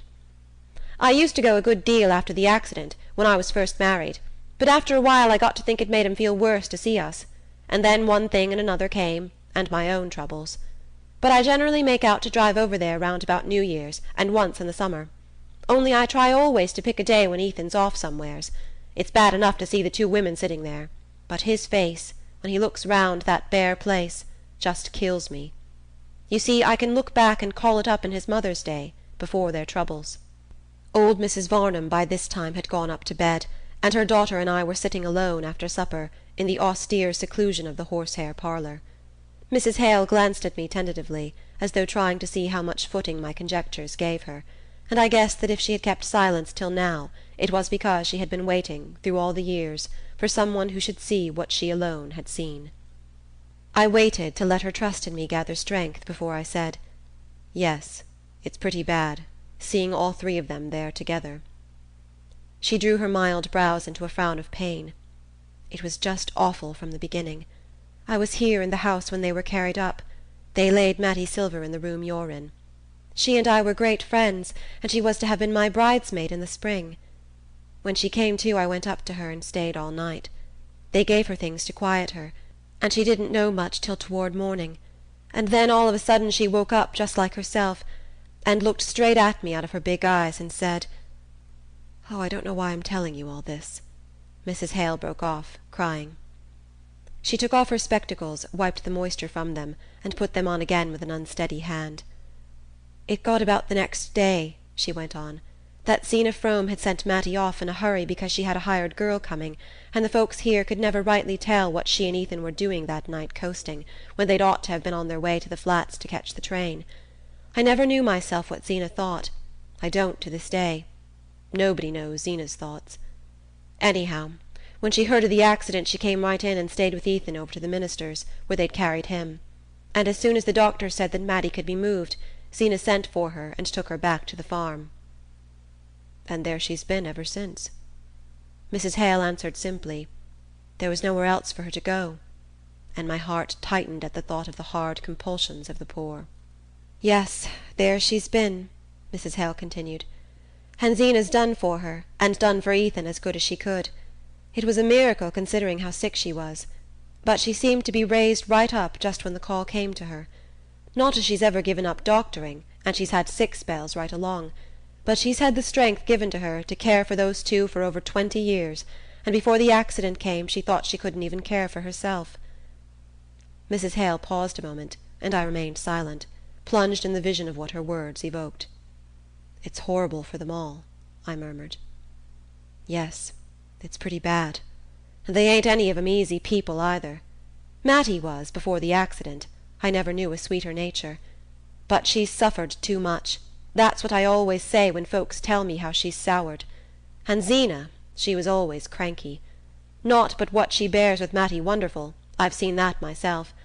But sometimes the two of them get going at each other, and then Ethan's face'd break your heart. When I see that, I think it's him that suffers most. Anyhow, it ain't Zeena because she ain't got the time. It's a pity, though," Mrs. Hale ended, sighing, "that they're all shut up there in that one kitchen. In the summer-time, on pleasant days, they move Mattie into the parlour, or out in the dooryard, and that makes it easier. But winters there's the fires to be thought of, and there ain't a dime to spare up at the Fromes'." Mrs. Hale drew a deep breath, as though her memory were eased of its long burden, and she had no more to say, but suddenly an impulse of complete avowal seized her. She took off her spectacles again, leaned toward me across the beadwork table-cover, and went on with lowered voice. "There was one day, about a week after the accident, when they all thought Mattie couldn't live. Well, I say it's a pity she did. I said it right out to our minister once, and he was shocked at me. Only he wasn't with me that morning when she first came to. And I say, if she'd had died, Ethan might 'a' lived. And the way they are now, I don't see's there's much difference between the Fromes up at the farm and the Fromes down in the graveyard, 'cept that down there they're all quiet, and the women have got to hold their tongues." End of Ethan Frome,